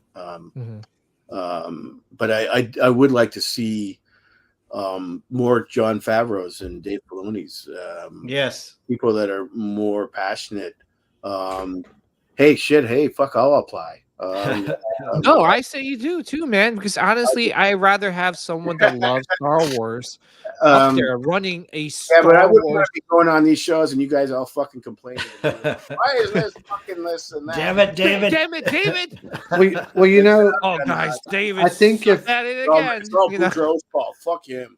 If anybody that runs it can listen to what people are saying, and there are some people that nitpick everything and make a big deal out of everything, but if you can sift through that and actually listen to the legitimate things, and if you don't have to be like, I've loved this passionately since I was 10 years old, but if you understand why and how Lucas did the things he did that actually captured everybody. You need someone with a Star Wars filter. Like, I'll tell you what I think Star Wars is. Star Wars to me is like Dungeons and Dragons with lasers. That's to me, it's like medieval times with lasers. That's how I see. It's a fantasy. It's like creatures, and with the lightsabers, it's like a sword. You got like the crossbow that, it's like, to me, that's what it feels like to me. And you need like a filter that's to get rid of like the things that we've discussed about earlier about like the goats and it's like all you need to do is take one little decision and make it Star Wars. It's those itty bitty little things that make the you difference. can take those same ideas, keep everything that's there, the story, everything, just put it through a Star Wars filter. I think that's, and we that's all you need is someone like that. It's really passionate, and any one of us could go, hey, no, that's not right. It's just. I mean, I don't know if Kathleen Kennedy is a big passionate Star Wars fan. If she knows everything about Star Wars. Well, she's been there since. No, she doesn't. She's been there since the beginning, right? And so, whether or not she was the right choice, I mean, obviously it was. I mean, it was George's choice, wasn't it, to have her? But I don't think that necessarily was the right decision. And you know what? To be honest, I think a lot of the blame I know goes to Kathleen Kennedy, but I think Bob Iger has to share that blame. I agree with that. Just the reason why I say that is because he pulled like a bait and switch with George, you know. But you need a creative in there. You need. I don't know how much of a creative these people are. I know that they're producers and they're, but I don't know how creative. Sorry. Yeah, I just think it's just like what it comes down to is that oops, I'm out of focus. Yeah, I was sending you a text that popped up on the screen, and so I was laughing. Oh, okay. That is funny. No, but like it's just one of those things too. Is that like, oh shoot, I'll talk about Kathleen Kennedy. She knows. She's already chimed in. She's hacked into his network, and he's cut. Yeah, I'm on the company computer, so there you go. There you go. It could be filtering through you. Yeah, so for me, it's just like he said in his book that he read all the negative criticisms with. I'm talking about Bob Iger. He read all the negative criticisms about the prequels, right? Like the midichlorians and all these things. Yes. And that's why he was like, he didn't take George Lucas's treatment for 7, 8, 9, and he took it, he bought it and scrapped it. Like he probably has it hidden in the vault somewhere, and was like, we're not going to make these movies, and we're going to just. That's why J.J. Abrams didn't have enough content to create. Like he just kind of like left it open ended, so the next director that could come in can kind of like, do his own. That's the start of their problems, is they didn't have a direct view. No plan. That's the start of it. That was the problem, and you know what? When they bought anything that when there's investments involved, people want the return in their investments. So with Disney buying Star Wars for $4 billion, right? They wanted the return in their investments right away, instead of taking their time to say, okay, this is what we're gonna do with the next sequel trilogy. No, they were like, oh, we bought it 2 years, we got to make this movie, we got to write the story and put it out in 2 years so we can make the money. That's what happened. And they didn't want to take a chance on George Lucas's treatment for 7, 8, 9 because they read the negative criticisms for the prequels, and they were like, yeah, we don't want to go that route. We don't want to take that chance because there's a lot of money riding on this movie. Yeah, but there's a difference between writing and directing. I think the biggest problem with the prequels is not necessarily the writing part of it, but the directing part of it. Of course, and they didn't see that. Yeah, they just read. I find that fascinating that they couldn't separate that. Yeah, and the one thing about the prequels, the main problem was George Lucas took too much on. Like he was the producer, he was the screenplay writer. He also had a producer that was a yes man. I don't know. Yeah, I can't remember the guy's name, but I think the guy's a douchebag. But he's anytime I see him, he's like, yeah, and then George did this, and George. Like every time I see that, I don't know, I can't remember the guy's name, but yeah, I know who you're talking about. And who pushed back? All I saw him is get fatter and fatter and fatter. He just sat down and ate and said, yes, George, yes, because he was just there for the ride. I think. Yeah, I'm sure he's got a multi-million-dollar mansion somewhere. And because I don't know what he's done afterwards, but anyway. Yeah, I was going to say, who pushed back, in the first movie? It's his wife. He was like, yeah, George, let's not freaking do that, So, yeah, I just think that I think we just need a change. Mind you, all the shows that we got, we got Andor, Kenobi, Book of Boba. I really, I would say I enjoyed it. They have their, flaws.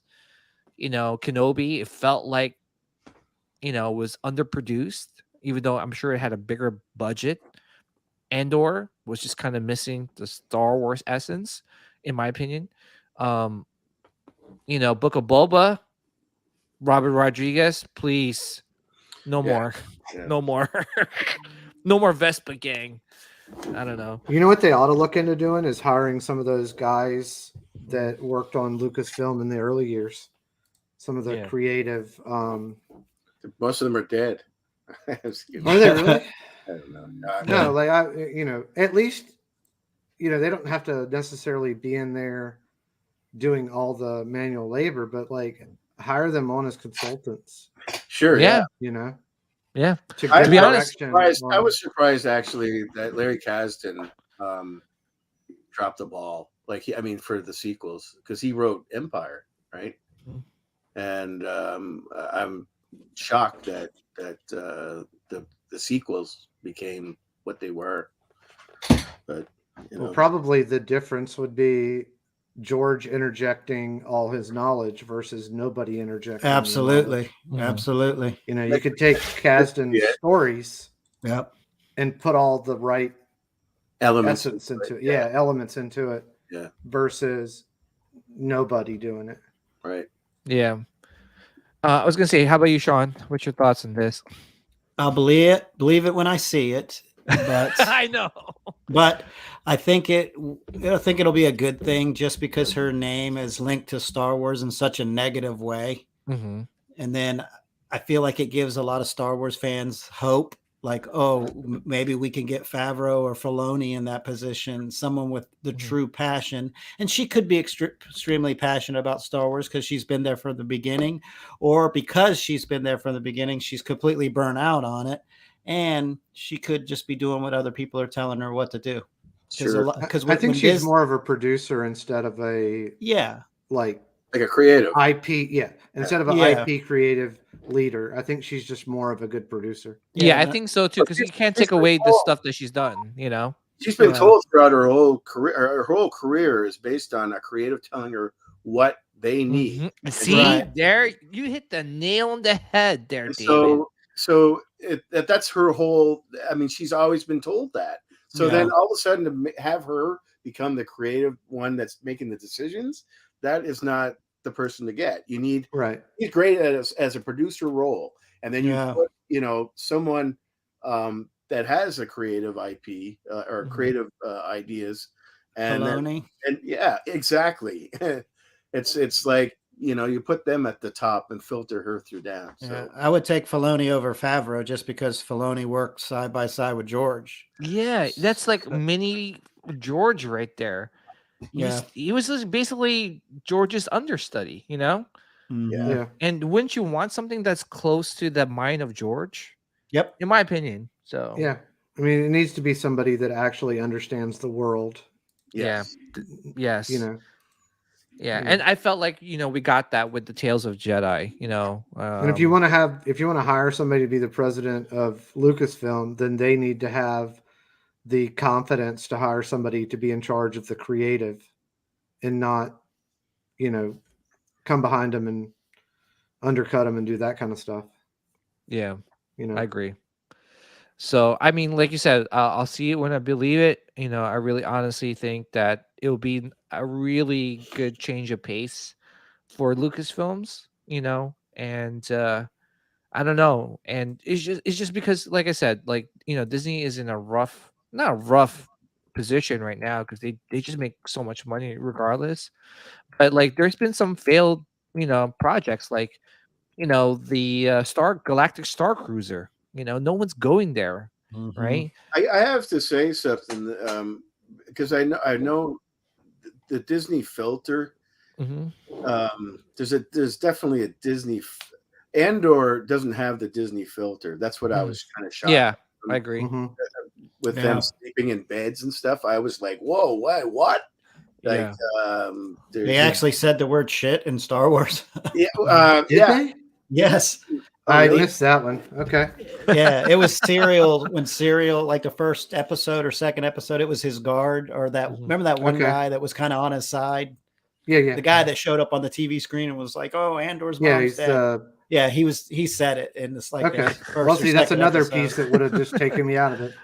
But throughout my career, I always I didn't want to work on musicals, and I wanted to always work on like something like Iron Giant, and it didn't have any music in there. And Disney was notoriously, putting their stamp on and their filter. And that's what when I hear that they first bought Star Wars or even Marvel, I was like, oh man, they're gonna like ruin it.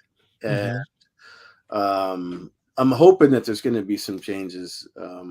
But usually Disney has more of a lighthearted, like, oh, let's not make it as dark, Yeah. And anyway, I hope we get Andor, and I hope they're capable of doing it. Yeah, absolutely. Because I would say, with the exception of the latest Marvel stuff, they had a good mix of well-perceived movies. Like they're very capable of doing it. They have people there that understand Marvel. They do take some liberties and change some stuff up, but you're out of focus again. Oh shoot! Sorry to interrupt you there. No, it's fine. No, but they're capable of doing it. Yeah, it's just do it. Yeah, I agree. I hope they have more people that are in opposition and not a lot of yes people. I hope that however they structure their committees or however they make decisions, I hope there's more of a more Star, like we've talked about, like more filters of people that are passionate for the IPs. Yeah. They just need to have an understanding of the world that they're going to be making a movie or TV show in. I don't know how it's so hard to. I don't know why it's so difficult for them. It just and if you want to make something else, then just go make something else. Don't. Sure, yeah, I'm in full agreement. Yeah, but it ends up happening. It's just all about the money. That's all they care about. The money would be there if they would just make it. Yeah, organic. Like they don't have to make. A lot of the studios don't want to take chances. They want to. That's it. That's why we have like discussions about a female James Bond. I'm like, why don't you just create a new character? There you go. Because like you said, they don't want to take the chance. They don't want to. They want. Why do you need take the original, like just invent a new character that has that flavor? You know what I mean? Yeah. But yeah, I agree. There's been so many people that are complaining about that, where they try to make something completely different and trick you by calling it something that you already know and love, and then you see it and you're just like, well, this isn't what I. I'm not a big fan of taking something that I grew up with and making drastic changes to it. And I think that's what it's like. Again, it goes back to like, well, why can't you just invent something and put it under another? And to be honest, like I grew up in the 80s, and that's what we got a lot of creative, risk takers. Original new stuff. Yeah, original new stuff. Yeah. Like you look at all the movies back then, you're like, oh wow, that was so original. Oh cool, we got Breakfast Club. Oh cool, we got this, we got that. We got Back to the Future. Like people who took risks on things. Goonies. Goonies. So many good movies. You had some Zemeckis coming in under the umbrella of Spielberg as well. Yeah, and even then, even Star Wars, those were all risk takers. All of them were risk takers, right? George was a risk taker. He didn't have a lot of money. He invested so much on Star Wars, right? Everything was new back then too. Yeah. But even with the artists, the people that worked on these movies, they're like, okay, we're gonna make this and this and make it this, and you're like, wow, they took chances. But no, they don't. Movie studios don't take chances anymore. They just want to ride. Each decade they'll take, and look at just in the last 20 years. How many Spider-Mans have there been? How many, Yeah, so many reboots. Yeah. So many. Look at Lord of the Rings. There's a reboot of that, and to me, like what is so unique is like The Boys. You're like, cool. It's like The Boys is like, whoa. because it's I new. love The Boys. It's new. It's different. It takes risks. It really pushes the edge, and you're like, oh, I love the show. Yeah. David, have you ever heard of a guy? His name is Eric July. He has a YouTube channel called Young Ripa. No, I don't. Okay.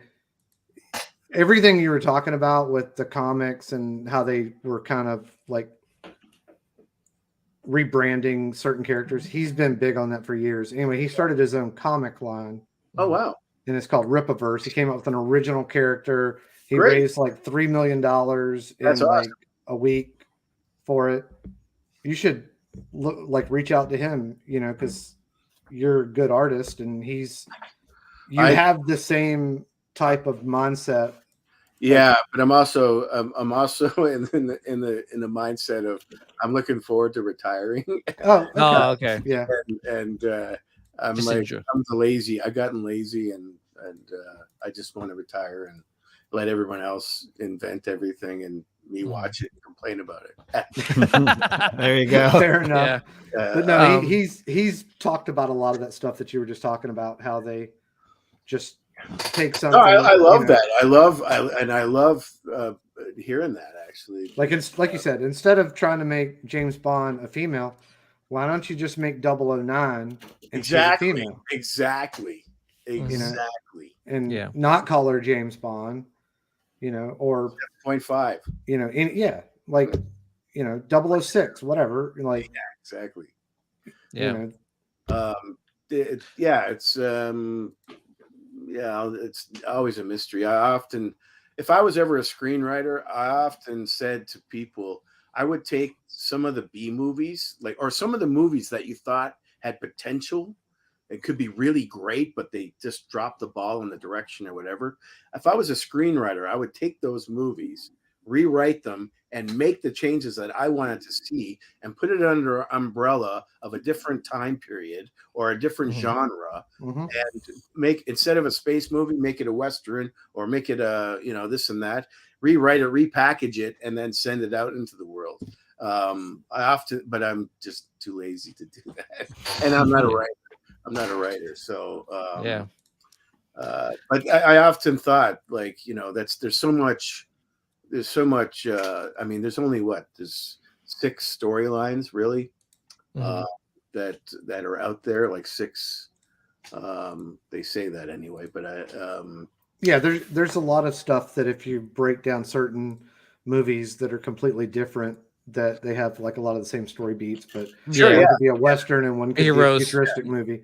And it all has like common thing, like hero's journey, and Star Wars was a compilation of several different things. So that's why we think it's new, but it's really not new. It is, but it's the way you present it. It's different. Even though there's like similarities, like the Jedi and the samurai, and there's elements of Western in there, but he didn't hit us over the head with it, right? Yeah. And that's what I'm seeing in what we talked about in Andor. A lot of laziness in there, where you could have made just those simple little changes to mask it, so we're not blatantly reminded of it. Eating cereal, like, oh, come on. Yeah. Oh my gosh. Okay. They could have set that same scene in a different area, but the kitchen table. You know what I mean? Why did they keep going back to the kitchen table? Couldn't they have, went in the living room or in the bathroom? Were you thinking a dump? His mom awkwardly comes in and is like, "Hello, son." Oh, you're or why couldn't they have been out shopping or something? That would have been good. Walking in shopping, but or something it's simple things that could have been changed, and I don't know. Put like an alien there where he's like milking it and putting like the green milk into like his cereal or something. I'm just kidding. All right, so we definitely have to break this up because it's 2.5 hours already, and I feel like we keep going. We'll be here. It's only 7:30 here. Yeah. I know, but I have work tomorrow. But I mean, to be honest, it's great having you here, David. It just kind of shows that we could literally seriously talk all night about Star I Wars. I could go for another few hours. I know, seriously, and fun. I like talking about it. So yeah, and we love talking to you about it too, and hopefully we can get you back to come on and talk more Star Wars with us. So, thank you for sharing all your amazing work. I really, I'm gonna hit you up about that Luke Skywalker print. Yeah, 3 of them right here. Yeah, but really quick before we lock things out and we say goodbye to everyone. I just want to say we're on the next episode. We're definitely going to talk about all our Black Friday pickups. This is one of my pickups. This is the Dark Side Bedding. Where did you get that? I just found it. Sobel and Westix is selling Star Wars themed bedroom sets. Is your wife okay with that? Well, I told her it's time to see the dark side of the They're showing you my light. And she just you usually have to pay double for that. Yeah, well, don't get me wrong. She was like, "What the?" She had no choice. I said, I couldn't stop looking at this thing. Dark Side Bedding Collection. It does look good. I'm like, dude, what more can I ask for? I bought it. I freaking bought it. Dude. I don't know. It just spoke to me. It's Dark Side. It's bed. It's nice. It looks. I mean, if anybody, I wouldn't have said that it's Star Wars. Right. Yeah, I wouldn't have thought it until you said it, and I started looking at it differently. I couldn't resist. So. I mean, I could see it, but it's classy looking. It's not like you have like Luke Skywalker and all the characters on the bed sheets. Yeah, right. Well, that's the only way I could actually get like a Star Wars themed like bedroom set. If I show like Yoda, we got baby Grogu on all of their stuff. It's like I tell them, "Hey, babe, I bought the Yaddle set." Like what the?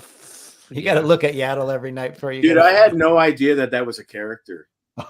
How dare you, David? How dare you? I thought someone was joking.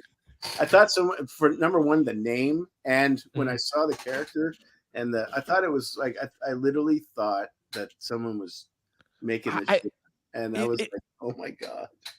Honestly, I'm being honest, guys. Yeah.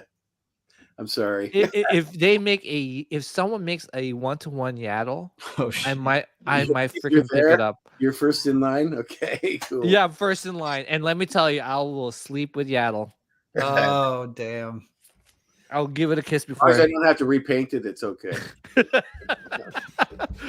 Oh my goodness. But seriously, David, thank you so much. Did you want to say, well, you already plugged where everyone can. Yeah, it's okay. I mean, if anybody wants print, just reach out on my Facebook or David Boudreau.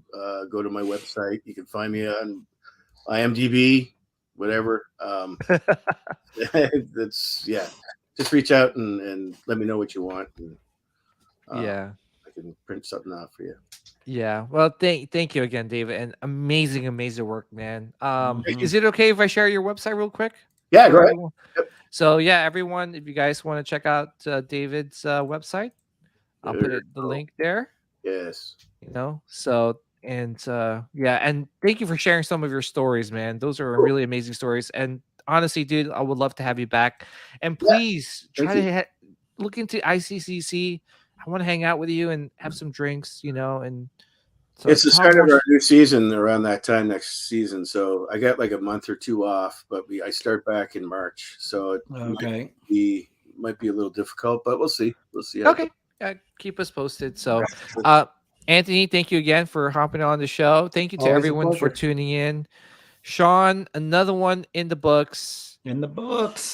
And guys online, like I've met PJ, but I haven't met you guys. So. Yeah. Like I said before the show, we chat online. I've never physically. Yeah, so it's cool. Yeah, man, this is awesome. This is a good show. I'm so glad you came on. Yeah.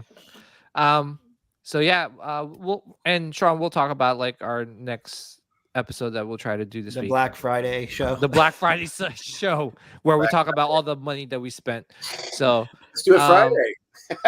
Do it Friday, exactly. Yeah. So, but thank you everyone, and have a good night. And may the midichlorians be with you guys always and forever. Take care. You too. Like a panther. Yes.